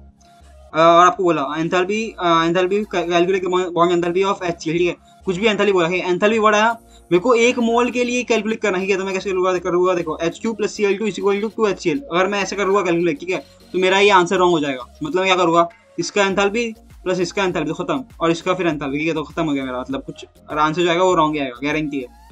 और अगर मैं ऐसा करूँगा half H3 + half Cl2 = HCl, ठीक है, मतलब हाफ की है, हाफ वैल्यू, ठीक है, इसकी तो ये एक मोल है इसके, तो ये जो वैल्यू है ये रह आएगा, ठीक है, इधर अगर आप ऐसे भी कर सकते हो, ऐसा मत करना पर, ठीक है, मतलब ये जो कर रहे हो ये रहने देना, नहीं आता है डायरेक्टली जैसे हाफ ऑफ करके ही कर दो, ठीक है, समझ रहे हो, या फिर आप इसको भी हाफ कर सकते हो, बट ठीक है, आपको हमेशा एक मोल के लिए कैलकुलेट करना, मतलब इसको हाफ ऑफ लिया फिर इसका एक मोल आ गया तो एक मोल के लिए कैलकुलेट कर लो, खत्म, समझे, ये समझना। एंड इसकी डेफिनेशन जो है ये जो भी है इसका डेफिनेशन आप पढ़ लेना टेक्स्ट बुक में, अगर आपको जिज्ञासा उठ रही है मतलब आपको पढ़ना है टेक्स्ट बुक से तो पढ़ लेना, ठीक है। फिर एंथैल्पी ऑफ वेपोरेशन क्या होता है, एंथैल्पी ऑफ वेपोरेशन होता है, ये देखो एंथैल्पी ऑफ वेपोरेशन मतलब पहले फ्यूजन होता है, ठीक है, फ्यूजन के बाद सॉलिड से लिक्विड होता है फ्यूजन, फिर फ्यूजन के बाद लिक्विड से गैस जाता था उसको बोलते हैं वेपोरेशन। और एंथैल्पी ऑफ सब्लिमेशन क्या होता है, एंथैल्पी सब्लिमेशन होता है सीधा सॉलिड से लिक्विड, खत्म, ठीक है। और मेरे को अगर मैं आपको बोलूँ कि मतलब मेरे पास एंथैल्पी ऑफ फ्यूजन तो है और एंथैल्पी ऑफ वेपोरेशन है, तो क्या मैं एंथैल्पी ऑफ सब्लिमेशन निकाल सकता हूँ, हाँ निकाल सकता हूँ। एंथैल्पी ऑफ सब्लिमेशन क्या होगा, enthalpy of fusion plus enthalpy of fusion plus enthalpy of evaporation, ठीक है, मतलब enthalpy of sublimation = fusion plus evaporation, बराबर, समझ में आया। फिर एंथैल्पी ऑफ एक्यूमुलेशन मतलब एक मॉलिक्यूल का टुकड़ा कर देना, मतलब जितनी एक मुझे मॉलिक्यूल Cl तो ठीक है, तो उसका बनाना 2Cl, बराबर, तो इसको बोलते हैं एंथैल्पी ऑफ एक्यूमुलेशन, ठीक है, या फिर मैं हाँ बराबर एंथैल्पी ऑफ एक्यूमुलेशन, बराबर, समझे। फिर एंथैल्पी ऑफ फॉर्मेशन, मतलब एंथैल्पी ऑफ फॉर्मेशन में एक चीज समझना कि मतलब जो एलिमेंट, ठीक है, वो खुद के स्टैंडर्ड स्टेट में होने चाहिए, मतलब अगर मैं यहाँ पे लिख रहा हूँ वो कार्बन डाइऑक्साइड बनाना है, क्या कार्बन डाइऑक्साइड का एंथैल्पी ऑफ फॉर्मेशन चाहिए, तो मैं ग्राफाइट लूंगा ना कि डायमंड लूंगा, ठीक है, क्योंकि डायमंड जो है वो एक स्टेबल स्टेट में नहीं है, ग्राफाइट जो है वो एकदम स्टेबल स्टेट है, ठीक है। डायमंड जो होता है वो भी आखिर में ग्राफाइट ही बनता है, समझ में आ रहा है, तो ग्राफाइट लूंगा प्लस O2 लूंगा तो जला होगा और कार्बन डाइऑक्साइड बनेगा मेरा, समझे, और वो एक मोल बनेगा, ठीक है, और कांस्टेंट प्रेशर पे बनेगा, बराबर। एंथैल्पी ऑफ कंबशन क्या होता है, ठीक है, energy change in enthalpy sum of एक सेकंड, एंथैल्पी ऑफ कंबशन मतलब एक मोल को मेरे को जलाने के लिए, ठीक है, एक मोल अगर मैंने जला तो उसमें से कितनी हीट निकली उसको बोलते हैं एंथैल्पी ऑफ कंबशन। अब देखो जो भी सब है, ठीक है, ये सब जो भी चीज़ें हैं, ठीक है, इसको कैलकुलेट कैसे करते हैं, इसका फॉर्मूला ही है, चेंज इन एंथैल्पी क्या होगा, sum of enthalpy of product minus sum of enthalpy of reactant, ठीक है, ये एक बेसिक फॉर्मूला है। एंथैल्पी ऑफ प्रोडक्ट अगर हमको एंथैल्पी चाहिए, ठीक है, जो भी ये सब पता है, enthalpy of sublimation, enthalpy of accumulation जो भी, ठीक है, इसमें फॉर्मूला क्या लगेगा, enthalpy of product minus enthalpy of reactant, ठीक है, ये समझ में आया, और ये समझ लेना enthalpy change in enthalpy is equal to product minus reactant. हमेशा केमिस्ट्री में एक चीज समझना कि कुछ भी चीज होती है चेंज होता है उसमें प्रोडक्ट माइनस रिएक्टेंट होता है, कुछ भी चीज होती है प्रोडक्ट माइनस रिएक्टेंट, क्या प्रोडक्ट माइनस रिएक्टेंट, हमेशा, हमेशा नहीं, अभी आएगा एक्सेप्शन, ठीक है, जो आपको चाहिए। आती है अभी बॉन्ग एनर्जी, बॉन्ग एंथैल्पी की बात, ठीक है। बॉन्ग एंथैल्पी क्या होती है, चेंज इन एंथैल्पी होती है, इसमें एंथैल्पी कैलकुलेट होता है by change in enthalpy, sum of enthalpy of reactant minus product, ठीक है। मतलब बॉन्ग भैया है भाई, तो बॉन्ग भैया ने उल्टा सीधा काम किया, ठीक है, मतलब वो कुछ और ही चीज करते हैं, मतलब इसको उनको ये चीज नहीं चाहिए भाई, केमिस्ट्री और लॉ फॉलो नहीं करेंगे, वो कुछ और फॉलो करेंगे, ठीक है। तो प्रोडक्ट बॉन्ग एंथैल्पी बोला तो भाई बॉन्ग भैया अलग काम करेंगे, प्रोडक्ट माइनस रिएक्टेंट नहीं करेंगे हमेशा की तरह, रिएक्टेंट माइनस प्रोडक्ट करेंगे इस बार, अलग चीज, ठीक है। तो हमें एंथैल्पी मिलेगा। और एक चीज समझना कि क्या एटॉमिक मॉलिक्यूल के लिए बॉन्ग एंथैल्पी जो होती है, ठीक है, वो होती है एंथैल्पी ऑफ एटमाइजेशन, मतलब जो बॉन्ग एंथैल्पी आपकी वो होगी एंथैल्पी ऑफ एटमाइजेशन के बराबर, मतलब बॉन्ग एंथैल्पी मतलब CL है, ठीक है, CL/CL, अब इसको बॉन्ग तोड़ोगे, ठीक है, जो बॉन्ग एंथैल्पी मिलेगी वो इक्वल होगी एंथैल्पी ऑफ एटमाइजेशन, मतलब Cl को मॉलिक्यूल को अगर मैं तोड़ूंगा, ठीक है, तो एंथैल्पी ऑफ एटमाइजेशन होगी ना, मतलब उसका एटम बना दिया, ठीक है, मतलब जो मॉलिक्यूल था उसका एटम बना दिया, इसमें भी वही चीज काम की, तो जो ईंधन की एंथैल्पी होगी सेम ही होने वाली है, बट ऑब्वियसली कि मतलब, पर ये स्टेटमेंट आपकी बुक में दिया था इसलिए मैंने लिख दिया है, ठीक है। ये हो गया एंथैल्पी, ठीक है, आपको समझ में आ गया। एंथैल्पी का फॉर्मूला क्या है, delta H equal to delta U plus P delta V, बरोबर। डेल्टा H केमिस्ट्री के लिए, ठीक है, एंथैल्पी, एंथैल्पी और किसी के लिए भी खाली केमिस्ट्री के लिए याद रखना है, delta H equal to delta U plus P delta V, delta H equal to delta U plus P delta V, बरोबर, समझ में आया, अभी तक आ जाओ। यहाँ पे रिएक्शन ये समझो पहला, कैलकुलेट एंथैल्पी, एंथैल्पी बोला, ठीक है, एंथैल्पी, बॉन्ग एंथैल्पी नहीं बोला, एंथैल्पी बोला, तो एंथैल्पी के लिए क्या फॉर्मूला है, प्रोडक्ट माइनस रिएक्टेंट, ठीक है, Bong change enthalpy for the reaction, ठीक है। एंथैल्पी क्या दिया आपको, देखो क्या रिएक्शन है, NH4Cl HCl और अमोनिया, ठीक है। तो एंथैल्पी ऑफ प्रोडक्ट, इसका एंथैल्पी माइनस इसका, इन दोनों का एंथैल्पी, ठीक है, enthalpy of product minus enthalpy of reaction, ठीक है। फॉर्मेशन ऑफ ये फॉर्मेशन के लिए सबके लिए सेम ही होता है, रिएक्शन हो तो यहाँ पे स्मॉल r होता है, यहाँ पे, और जब फॉर्मेशन हो तो यहाँ पे r कैपिटल यहाँ पे स्मॉल f होता है, ठीक है, मतलब सेम ही दोनों के फॉर्मूला, फॉर्मेशन के लिए भी सेम है और रिएक्शन के लिए भी सेम है, ठीक है। तो enthalpy of product minus enthalpy of reaction, बराबर, दोनों सबका एंथैल्पी दिया हुआ है, डाल दो इसके अंदर। और एक चीज समझना कि मतलब ये जो इनकी जो यहाँ पे स्टोइचियोमेट्री होती है, ठीक है, उससे मल्टीप्लाई करके फिर इसको डालना, ठीक है, मतलब कि एक एक मोल के लिए होता है, तो मतलब समझ में आया ना, मतलब स्टोइचियोमेट्री को मल्टीप्लाई करके फिर इसके अंदर ऐड करना, प्रोडक्ट इसके लिए अमोनिया के लिए ये चीज़, सॉरी NH4Cl के लिए ये चीज़ थी, यहाँ पर डाल दिया और 1 से मल्टीप्लाई किया स्टोइचियोमेट्री से, प्रोडक्ट माइनस, ठीक है, माइनस ब्रैकेट यूज़ करना, ठीक है, जितने ज़्यादा ब्रैकेट यूज़ करोगे उतने ज़्यादा फायदे मिलोगे, ठीक है। HCl का क्या है, -92.3, एक मोल है तो -92.3 प्लस इसके लिए एक मोल, दोनों को ऐड किया, ये यहाँ पे समझ में आया। अभी कैलकुलेट एंथैल्पी चेंज है, combustion of 1 mole of glucose formula दिया, प्लस O2 डालेंगे हम, O2 डालने के बाद हमारे पास होगा carbon dioxide plus H2। Combustion में समझना कि मतलब हमेशा जो प्रोडक्ट देखेंगे वो लिखो, O2 डालो, बरोबर, और उसके बाद H2 दो चीज़ मिलेगी, कार्बन डाइऑक्साइड और पानी, ऑब्वियसली इसको बैलेंस करो। और एक चीज़ समझना कि मतलब ये यहाँ पे देखो, यहाँ पे भी एक मोल है, ठीक है, और यहाँ पे भी एक मोल है, ठीक है, सॉरी यहाँ पे भी एक मोल है, समझ में आया। मतलब जो फॉर्मेशन है, फॉर्मेशन के लिए फॉर्मेशन में भी एक मोल चाहिए, और अगर एंथैल्पी फॉर्मेशन करना है तो भी एक मोल, समझ में आया। तो एक मोल हमेशा याद रखना है, एक मोल ही होना चाहिए, फॉर्मेशन की बात की तो एक मोल होना चाहिए, और अगर कंबशन की बात की तो कंबशन जिसका कर रहे हैं उसका भी एक मोल होना चाहिए, कि हर एक चीज़ का जिसकी बात कर रहे हैं एंथैल्पी में उसका एक ही मोल होना चाहिए। अगर यहाँ पे दो चीज़ दी, यहाँ पे 2 दिया तो सब कुछ डिवाइड बाय 2 करो, समझ में आया कुछ, ठीक है। तो हमेशा ये चीज़ क्लियरली ध्यान रखना है, मतलब हमेशा एक मोल के लिए ही होनी चाहिए वो चीज़, और कांस्टेंट प्रेशर की एक बात अलग होगी, ठीक है। तो इसको कैलकुलेट करके प्रोडक्ट माइनस रिएक्टेंट फॉर्मूला वापस डालेंगे जो भी है, ठीक है। प्रोडक्ट में क्या है 6, ठीक है, तो 6 बाहर निकाल दिया, और यहाँ पे CO2 और H2 के लिए जो वैल्यूज थी वो डाल दी प्रोडक्ट की, और ये हो गया, ठीक है, इसके अंदर वैल्यूज डाल दी। और अभी प्रोडक्ट के लिए, प्रोडक्ट यहाँ पे प्रोडक्ट की जो वैल्यूज है वो ये है, ठीक है। तो प्रोडक्ट के लिए 6 इंटू समथिंग जो भी इसकी वैल्यू है, प्लस 6 इंटू समथिंग जो भी इसकी वैल्यू, ठीक है, ये वैल्यू यहाँ पे टिक की, माइनस, अभी देखो इसका वैल्यू क्यों निकाला, क्योंकि मैंने आपको बोला था एंथैल्पी, कहाँ पे गया वो स्टेटमेंट,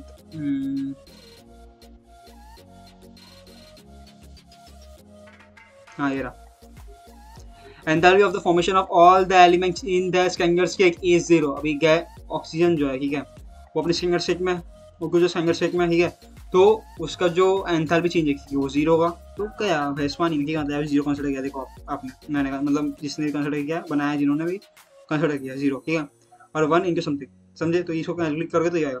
ये जितने भी क्वेश्चन है मैंने ऑनलाइन यूट्यूब से उठाया हुआ, जो मैं मतलब उनको मिले मैंने उठा के यहाँ पे प्रोटेक्ट दिया, ताकि आपको एक बैक अंडरस्टैंडिंग मिले जब मैं बता रहा हूँ आपको, ठीक है, इसलिए मैंने ऐसा किया। अभी बॉन्ग एंथैल्पी में एक चीज़ समझना है, मतलब बॉन्ग एंथैल्पी में जब भी आप कुछ करो, ठीक है, तो रिएक्शन को पहले तो फैला के लिखना है, ठीक है, जैसे अपन लिखते हैं ना स्ट्रक्चर, मतलब ऐसे ब्रांच हर एक का ब्रांच दिखाना, ठीक है, ताकि आपको एक मतलब समझ लो मतलब प्रॉपर आइडिया मिले कि मतलब कितने बॉन्ड्स है, ठीक है, CH के कितने बॉन्ड है, CC के कितने बॉन्ड बन रहे हैं, ताकि आपको समझ लो मतलब एक जस्ट क्लियर आइडिया मिल जाए, ताकि आप प्रॉपरली वो कर सको, क्योंकि इसके अंदर मेनली ये होता है काउंटिंग होता है कितने बॉन्ड्स है अवेलेबल, ठीक है। और इसमें क्या फॉर्मूला है, बॉन्ड है भाई, तो उल्टा चीज प्रोडक्ट माइनस रेक्टेंग नहीं करेंगे इस बार, रेक्टेंग माइनस प्रोडक्ट करेंगे, बरोबर, ये समझो। ये जो वैल्यूज है कि आपकी जो वैल्यूज है आपको दिए होते पहले कि मतलब या इसकी ये वैल्यू, इसकी ये वैल्यू, इसकी वैल्यू, ठीक है, मतलब जो भी इसकी एनर्जी होगी, ठीक है, ये जो एनर्जी ये दी जाती है आपको पहले से, कि आपको याद नहीं रखनी पड़ती है। तो देखो यहाँ पे पहली चीज़ में रिएक्टेंट, ठीक है, रिएक्टिंग में एक CH दो CH बॉन्ड है हमारे पास, तो 2 CH इंटू समथिंग ये वैल्यू मिली, ठीक है। भाई सी ट्रिपल बॉन्ड सी कितने बॉन्ड है, एक ही बॉन्ड है, ठीक है, उसकी वैल्यू पता है मेरे को, तो ये लिख दी। HCl कितनी बॉन्ड है, एक बॉन्ड, ठीक है, प्रोडक्ट के अंदर, तो ये सबको ऐड किया और यहाँ प्रोडक्ट साइड लिख दिया, ठीक है। बॉन्ड ये मत ध्यान दो, इसको ध्यान मत दो, इसको इग्नोर मारो, ठीक है, और इसको ध्यान दो, प्रोडक्ट माइनस रिएक्टिंग, ठीक है, प्रोडक्ट की वैल्यूज लिखी माइनस, अभी रिएक्टिंग को देखते हैं।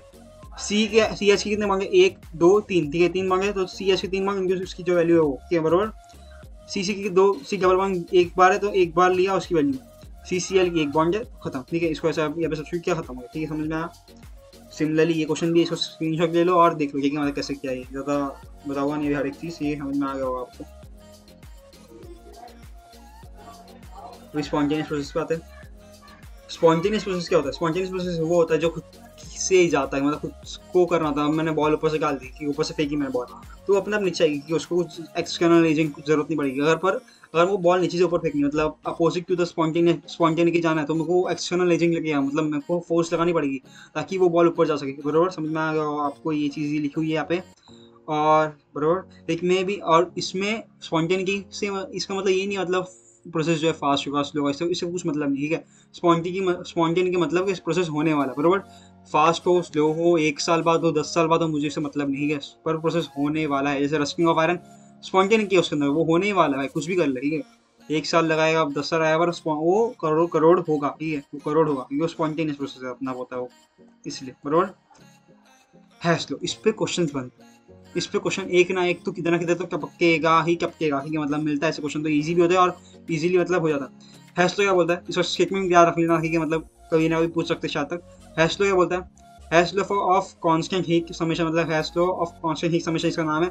Overall enthalpy change of for an reaction, जो ओवरऑल एंथैल्पी चेंज है एक रिएक्शन के लिए, is equal to the sum of enthalpy change of individual step of the reaction, मतलब एक कोई भी रिएक्शन, ठीक है, उसका जो एंथैल्पी चेंज है, ठीक है, वो बराबर होगा उसकी जो स्टेप्स है, ठीक है, जो स्टेप्स आपने किए उसको आखिरी तक अचीव करने के लिए, फाइनली जो बना उसके उसके जो समझ लो ऐसे लिखते हैं ना अपन, एक स्टेप 2 स्टेप और उसको फाइनली स्लैश करके जो फाइनल रिएक्शन हुआ वो, तो इसका जो एंथैल्पी चेंज होगा वो इन सबके जो एंथैल्पी रिएक्शन का एंथैल्पी जो चेंज हुई इन स्टेप्स में, उनका समेशन करोगे तो इसके बराबर आएगा, ठीक है, इसका मतलब ये बोलना चाह रहा है।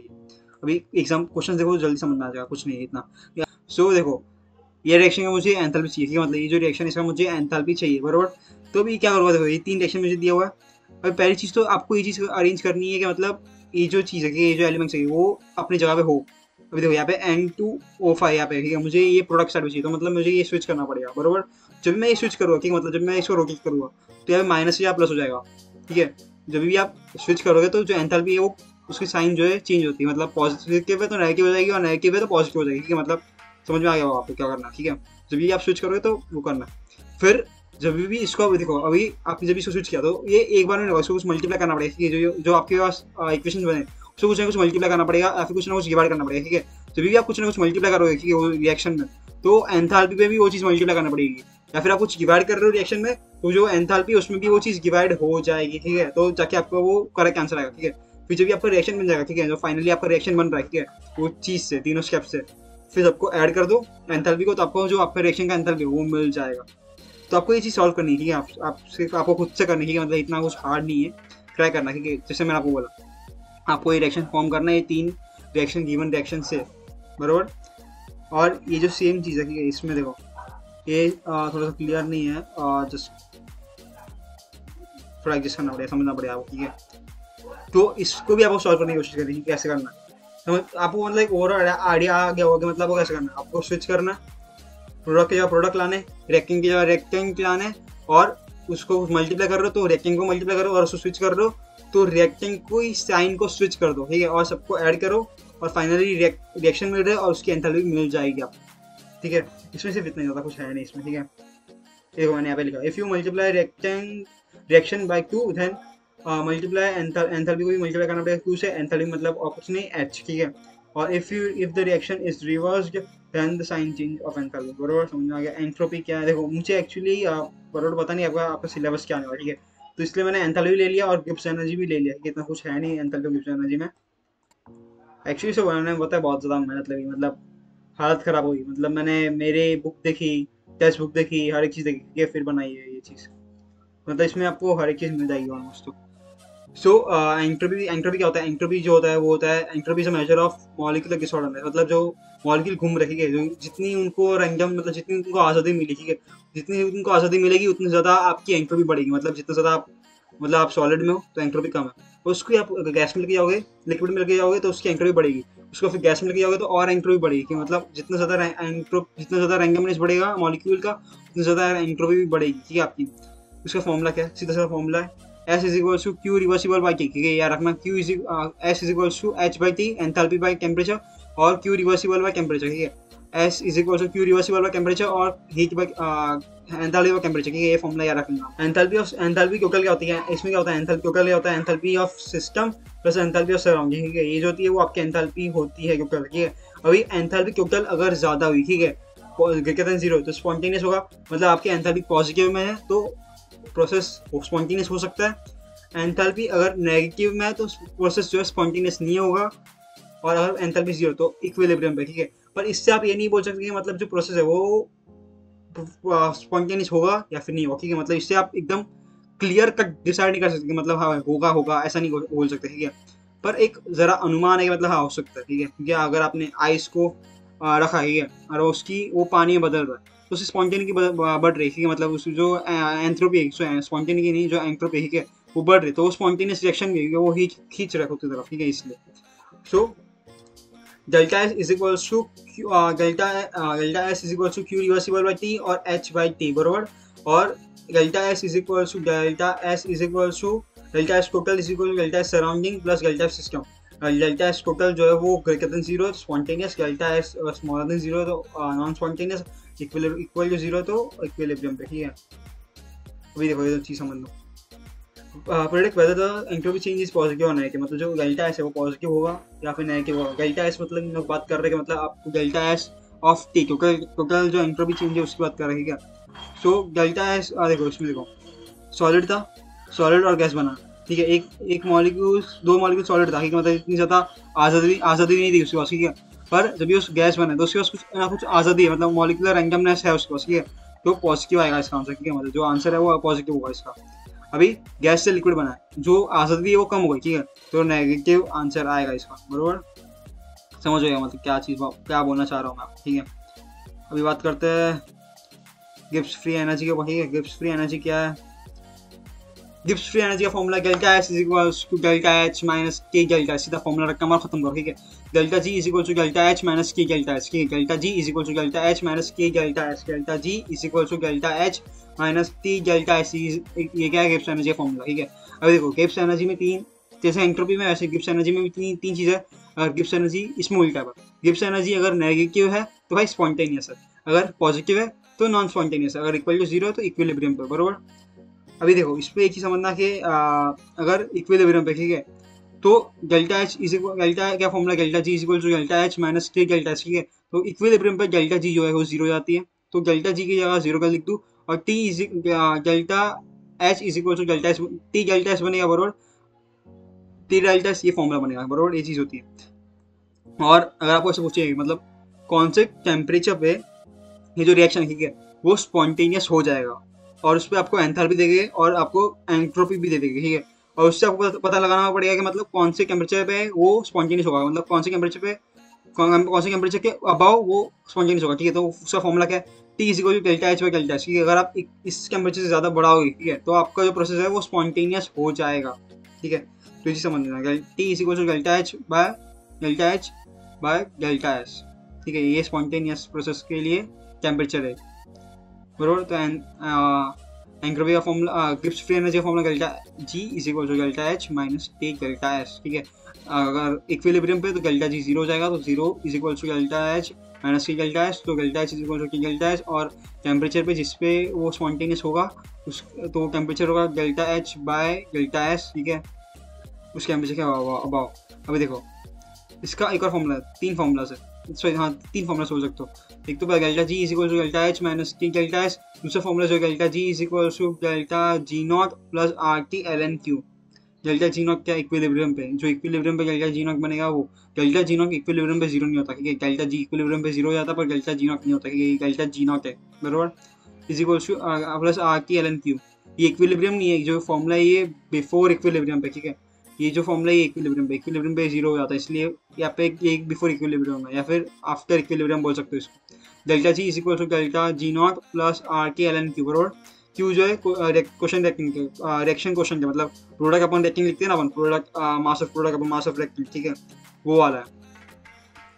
ये आपको पता होगा, इक्विलिब्रियम अगर आपने पढ़ा है तो उसको ये चीज़ आपको पता होगी। तो ये भी फॉर्मूला है। और डेल्टा जी नॉट इज उसको फिर अगर इक्विलिब्रियम पहुंच गया, ठीक है, तो अपन उसको ऐसे लिखेंगे, ये जीरो हो जाएगा। और फिर इसको अपन ऐसे लिखेंगे delta G not is equals to minus R K L N K, बराबर।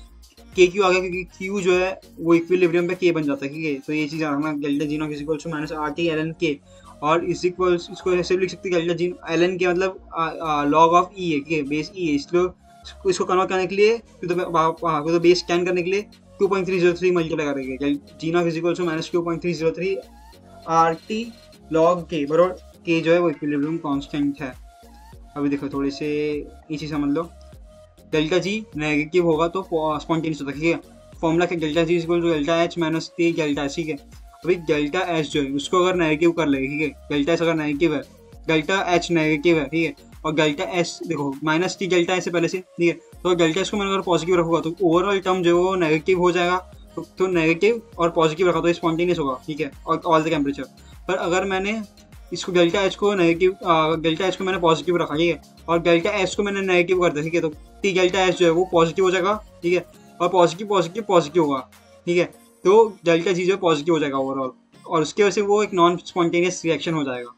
और अगर ऐसा कुछ है कि मतलब डेल्टा एच जो है, ठीक है, वो पॉजिटिव है, बट टी जो है वो बहुत हाई है और डेल्टा एच जो है वो पॉजिटिव है, तो स्पॉन्टेनियस रिएक्शन होगा। और अगर टी है, ठीक है, वो लो है मतलब, और जो डेल्टा एच है वो नेगेटिव नेगेटिव जो होगा वो पॉजिटिव हो जाएगा, ठीक है। नेगेटिव जो होगा यहाँ पे नेगेटिव जो होगा वो पॉजिटिव हो जाएगा। तो मतलब माइनस और ये प्लस, ये पर ये स्मॉल है, तो जो ये डेल्टा एच है इसको कुछ ज़्यादा फर्क नहीं पड़ेगा, और ये डेल्टा जी नेगेटिव रहेगा, और इसकी वजह से ये स्पॉन्टेनियस रहेगा, ठीक है। मतलब टेबल थोड़ा सा देख लेना एक बार अच्छे से, मतलब मैंने प्रॉपरली समझा नहीं पाया होगा शायद तक आपको, पर ये देख लेना, ठीक है। ये चीज़ थोड़ी सी इंपॉर्टेंट है अगर ये आपको एग्जाम में आ रही है तो। फिर स्पॉन्टेनिटी का रिएक्शन देगा, अगर डेल्टा जी नेगेटिव है स्पॉन्टेनियस, अगर delta G greater than zero है तो नॉन स्पॉन्टेनियस, अगर delta G equal to zero है तो इक्विलिब्रियम पे। अगर के जो है ग्रेटर देन क्यू है, मतलब के जो है बड़ा है, ठीक है, क्यू से, मतलब वो क्यू जो है, ठीक है, मतलब वो पहुंच रहा है की के तरफ, मतलब इक्विलिब्रियम तरफ जा रहा है, ठीक है, इसलिए स्पॉन्टेनियस है। पर अगर क्यू बड़ा हो गया, मतलब वो इक्विलिब्रियम पार करके आगे बढ़ चुका है, ठीक है, तो वो नॉन स्पॉन्टेनियस हो जाएगा। पर अगर के इक्वल टू क्यू है तो इक्विलिब्रियम में पहुंचा है वो, बराबर, समझ में आ गया आपको। ये देखो ये क्यू का क्वेश्चन और रिएक्शन जो भी, और ये एक फॉर्मूला बेस्ड, ठीक है, देख लेना मतलब क्या चीज़ है। रिएक्शन है, डेल्टा एच दिया सब्स्टिट्यूट करना है, और जस्ट क्या क्या नाम सर, ठीक है, ज़्यादा कुछ है नहीं इसमें।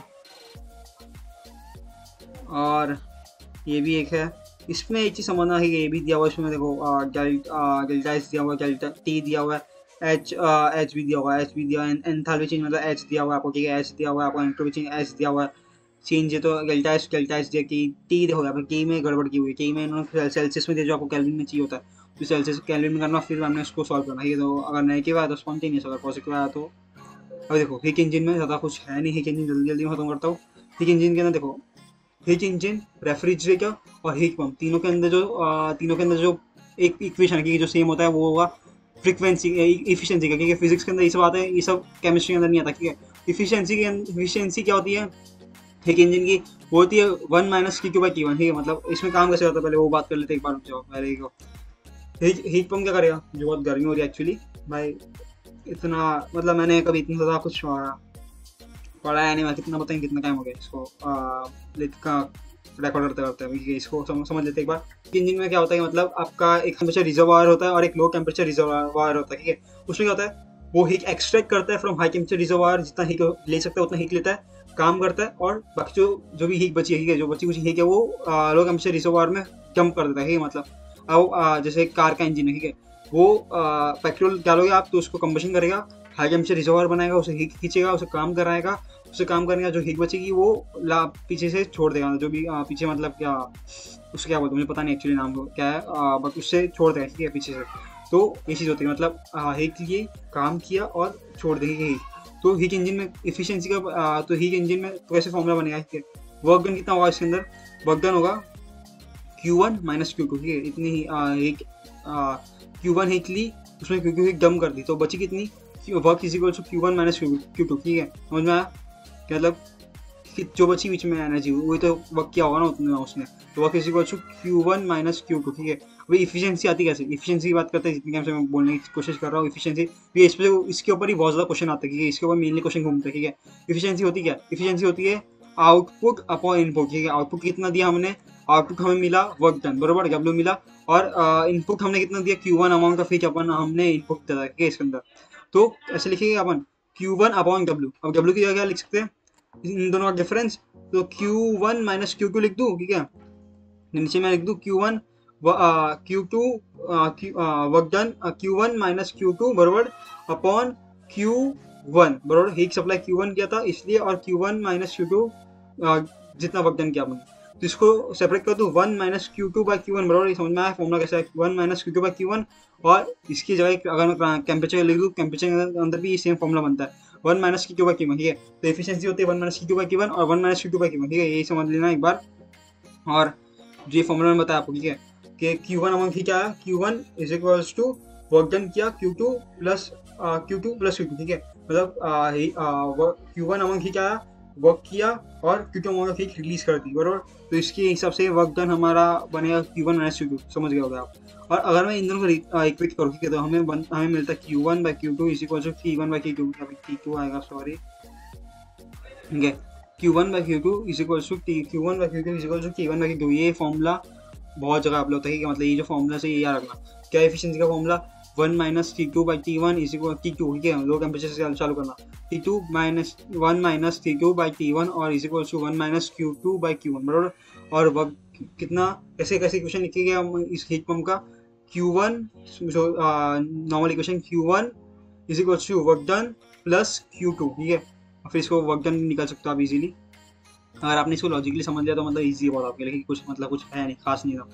Q1 अमाउंट ही क्या आया, वर्क डन क्या is equal to work done plus Q2 amount ही छोड़ दिया, बराबर। और इफिशियंसी का बना, इफिशियंसी बनता है, इफिशियंसी हमेशा 1 से कम होता है, तो 1 माइनस छोटा वाला कर लूँगा, फिर छोटा बड़ा लूँगा, 1 minus Q2 by T1 is equal to 1 minus Q2 by Q1, बराबर, समझ गया होगा आपको। अभी रेफ्रिजरेटर और हीट पंप की बात करते हैं, ठीक है। रेफ्रिजरेटर और हीट पंप क्या होता है, देखो रेफ्रिजरेटर और हीट पंप में क्या होता है, just opposite to the heat engine, ठीक है। इसमें क्या होता है, वर्क डन आता है, इसमें वर्क डन, इस हीट इंजन में क्या होता है, वर्क डन जाता है, इसमें वर्क डन आता है, लो टेम्परेचर जो रिजर्वायर की आपका फ्रिज जो है उसमें हीट खींचता है, वर्क के साथ कंबाइन करता है, और हाई टेम्परेचर रिजर्वायर जो भी मतलब थोड़ा बहुत वर्क बचा है उसको कंबाइन करके हाई टेम्परेचर रिजर्वायर में फेंक देता है, मतलब बाहर जो आपका रूम है उसमें फेंक देता है, ठीक है। मतलब रेफ्रिजरेटर के अंदर जो हीट है वो खींचा, वर्क डन किया था, तो वर्क डन किया, रेफ्रिजरेटर से हीट खींचा, फिर वो जो हीट और वर्क जो मिला उसको हाई टेम्परेचर रिजर्वायर में फेंक दिया, ठीक है। तो फॉर्मूला क्या बनेगा, Q1 जो होता है वो होगा वर्क डन प्लस Q2, बराबर, सेम टू सेम फॉर्मूला बनेगा, बराबर। और जो हमें चाहिए, ठीक है, इफिशियंसी क्या होगा इसके अंदर, 1 minus T2 by T1, same इसके अंदर इफिशियंसी जो होगी वो सेम होगी, 1 minus T2 by T1 is equal to 1 minus Q2 by Q1, बराबर। और इसमें जो वर्क डन होगा यही होगा, ठीक है। और अभी इसमें कोएफिशिएंट का परफॉर्मेंस एक टर्म आता है, कोएफिशिएंट का परफॉर्मेंस ऑफ रेफ्रिजरेटर और कोएफिशिएंट का परफॉर्मेंस ऑफ हीट पंप, ठीक है। कोएफिशिएंट का परफॉर्मेंस जो रेफ्रिजरेटर का, ठीक है, वो कैसा लगा, देखो कोएफिशिएंट का परफॉर्मेंस क्या होता है, मतलब आपके पास कितना आपने अच्छे से काम किया, मतलब कितना मैंने काम किया, मतलब कितना मैंने हीट निकाला बाहर, ठीक है। तो मैं उसको उसके क्या लिखूंगा, Q2 अमाउंट ऑफ हीट मैंने निकाला बाहर, ठीक है, और बाय वर्क डन कितना लगा वो उतना W लगा, ठीक है, उतना उनको वर्क डन लगा Q2 अमाउंट ऑफ हीट निकालने के लिए बाहर। तो Q2 ऊपर का ऐसे ऐसे कैसे रखा, और वर्क डन की जगह मैंने लिखा मैंने Q1 माइनस Q2, समझे। तो Q2 is upon Q1 minus Q2, इसकी जगह मैं ऐसे भी लिख सकता हूँ, इसको लेके क्योंकि Q1 और T1 सेम है इसलिए, तो T2 upon T1 minus T2, बराबर समझ में। और कोएफिशिएंट, क्योंकि देखो इसमें क्या है, मुझे मेजरली इस पे फोकस करना है, कोल्ड टेम्परेचर रीच होगा, मतलब मुझे कितना हीट बाहर खींच रहा हूँ, ठीक है, मतलब Q2 से मैं कितना हीट बाहर खींच रहा हूँ, मतलब मेरा वो मेजरली काम है, ठीक है, तो इसलिए मैंने यहाँ पे Q2 ऊपर लिखा, ठीक है। पर अभी जो हीट पंप है, ठीक है, हीट पंप में क्या है, मतलब मुझे गर्मी चाहिए, ठीक है, मतलब मुझे ये हाई टेम्परेचर रिजर्वायर से मेरे को इनपुट चाहिए, मतलब जितना ज़्यादा मेरे को हीट मिलेगा उतना ज़्यादा अच्छा है, तो मेरे को क्या चाहिए एज अ आउटपुट, Q1 मेरे को हीट मेरे को एज अ आउटपुट चाहिए, मतलब कितना मेरे को गर्म हवा मिल रहा है, ठीक है, Q1 एज अ आउटपुट मिला बाय वर्क डन, कितना वर्क डन लगा मुझे इसके लिए, ठीक है, तो Q1 या फिर Q2 लिख दिया, सॉरी, सो Q1 upon Q1 minus Q2, ठीक है, तो इससे आपको कोएफिशिएंट का परफॉर्मेंस मिल जाएगा, ठीक है, Q1 अपॉन जो वर्क डन है वो हमेशा सेम रहेगा, मतलब इन दोनों के सबके सेम। अभी जो ये है, ये इसमें ये जो है कार्बन साइकिल, ठीक है, इसमें मतलब आपको ये चीज़ जानना है, मतलब कौन से प्रोसेस यूज होते हैं और कौन से प्रोसेस कहाँ पे क्या चीज़ चल रही है, ये आपको ध्यान रखना है बस, खाली ज़्यादा मतलब इतना कुछ क्वेश्चन बनता नहीं है इसके ऊपर, पर भी ध्यान रखना, ठीक है। इसमें दो मेनली 4 प्रोसेस यूज होते हैं। पहला है आइसोथर्मल एक्सपांशन, फिर आइसो एडियाबैटिक एक्सपांशन, फिर आइसोथर्मल कंप्रेशन, फिर एडियाबैटिक कंप्रेशन, ठीक है, isothermal expansion, adiabatic expansion, isothermal compression, adiabatic compression, ठीक है, मतलब ऐसे जो इसका साइकिल बन रहा है। और ये जो है साइक्लिक प्रोसेस, ठीक है, इसके अंदर जो वर्क डन है वो पॉजिटिव होता है, ये चीज़ समझना कि जब भी आप एक साइक्लिक प्रोसेस में जाते हो, ठीक है, मतलब साइकिल में घूम रहे हैं, क्लॉकवाइज प्रोसेस में जा रहे हो, तो वर्क डन जो होता है वो पॉजिटिव होता है, ठीक है। और जब भी आप एंटी क्लॉकवाइज जा रहे हो, ठीक है, एंटी क्लॉकवाइज मतलब उल्टा साइकिल चला रहे हो, ठीक है, तो वह भी वर्क डन जो होगा वो नेगेटिव होगा। और इसमें एक चीज़ समझना कि मतलब जो इसमें जो स्केच फंक्शन होता है, जो मतलब इनिशियल और फाइनल स्टेज पे डिपेंड करता है, ठीक है, इसमें वो सब जीरो होता है, मतलब इसके अंदर इंटरनल एनर्जी का चेंज जो होगा वो जीरो होगा, और जो दूसरी जो होता है, ठीक है, जो भी चीज़ें होती हैं, जो भी स्केच फंक्शन है, ठीक है, वो जीरो होता है, पर इसके अंदर जो हीट होता है और जो वर्क डन होता है वो कभी जीरो नहीं होता, ठीक है। तो क्लॉकवाइज है तो वर्क डन जो है वो पॉजिटिव होगा, और एंटी क्लॉकवाइज है तो वर्क डन नेगेटिव होगा। पर इसमें ये चीज़ ध्यान रखना है, मतलब इन लोग इसमें कुछ लोचा ना करते, मतलब यहाँ पे पी होना चाहिए, यहाँ पे वी होना चाहिए, ठीक है। इसके अलावा कुछ हुआ तो मतलब थोड़ा ध्यान रख के करना, मतलब अगर यहाँ पे वी हो गया, ठीक है, यहाँ पे पी हो गया, अगर समझो यहाँ पे मैंने वी कर दिया, यहाँ पे पी कर दिया, ठीक है, तो फिर ये जो है ये मेरा एक पॉजिटिव वर्क डन होगा, क्योंकि ये इस ऐसे देखोगे तो आपको ये क्लॉकवाइज दिखेगा, मतलब समझ रहे हो, मतलब इसके लिए ये चीज़ सही है, क्योंकि यहाँ पे वॉल्यूम है ना, ठीक है, तो ऐसे वॉल्यूम बढ़ रही है, समझ रहे हो, वॉल्यूम ऐसे बढ़ रही है, तो ये चीज़ होती है, मतलब वॉल्यूम बढ़ रही है तो मतलब पॉजिटिव है और सही है, मतलब क्योंकि वॉल्यूम एक्सपांशन हो रही है, और हम फिजिक्स के हिसाब से देख रहे हैं, तो एक्सपांशन सिस्टम कर रहा है, वर्क डन सिस्टम कर रहा है, सही है, ठीक है, मतलब ये जो सबसे बड़ा है, ठीक है। अभी देखो इसका जो एरिया होता है, ठीक है, इसमें क्या होता है, हमेशा वर्क डन के लिए ये चीज़ रखना, पीवी का वर्क डन निकालना, तो आपको एरिया का कर्व जो होता है वो निकालना पड़ता है उसका। इसमें तो अगर मैं यहाँ पे वी लिख रहा हूँ, ठीक है, अगर मैं इसका यहाँ पे वी कंसिडर कर रहा हूँ, तो यहाँ पे तो कुछ वर्क डन नहीं होगा, यहाँ पे भी कुछ वर्क डन नहीं होगा, ठीक है, और मेरे को इसके अंदर वर्क डन होगा एक नीचे की तरफ से, और यहाँ पे जो ये पूरे के अंदर वर्क डन होगा, ठीक है। तो तो ये जो चीज़ जा रही है, ये ऐसे जा रहा है और ये ऐसे जा रहा है, ठीक है, एक दूसरे को कैंसिल करेंगे, तो इफेक्टिवली मुझे इतना वर्क डन जो ये बॉक्स वाला वर्क डन मिलेगा, ठीक है।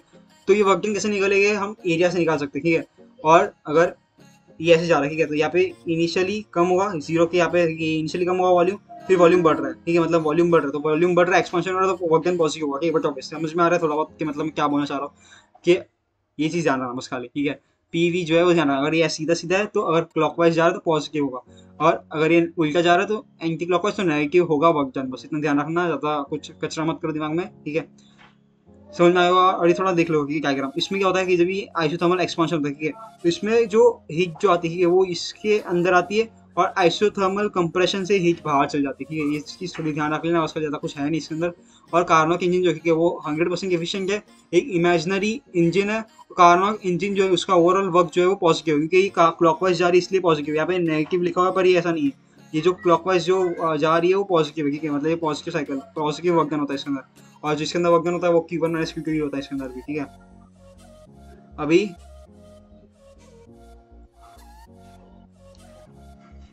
ये जो 3 क्वेश्चन है, ठीक है, ये आपको सॉल्व कर बताना है, इसका जो आंसर है वो सेम है, ठीक है। इसका कैसा आंसर है, इसका एरिया चाहिए मुझे, ठीक है, ये सर्कल का एरिया चाहिए, तो इससे मुझे वर्क डन मिल जाएगा, पर इसमें ध्यान रखना है कि ये जो है ये यहाँ पे वी है, यहाँ पे पी है, ठीक है।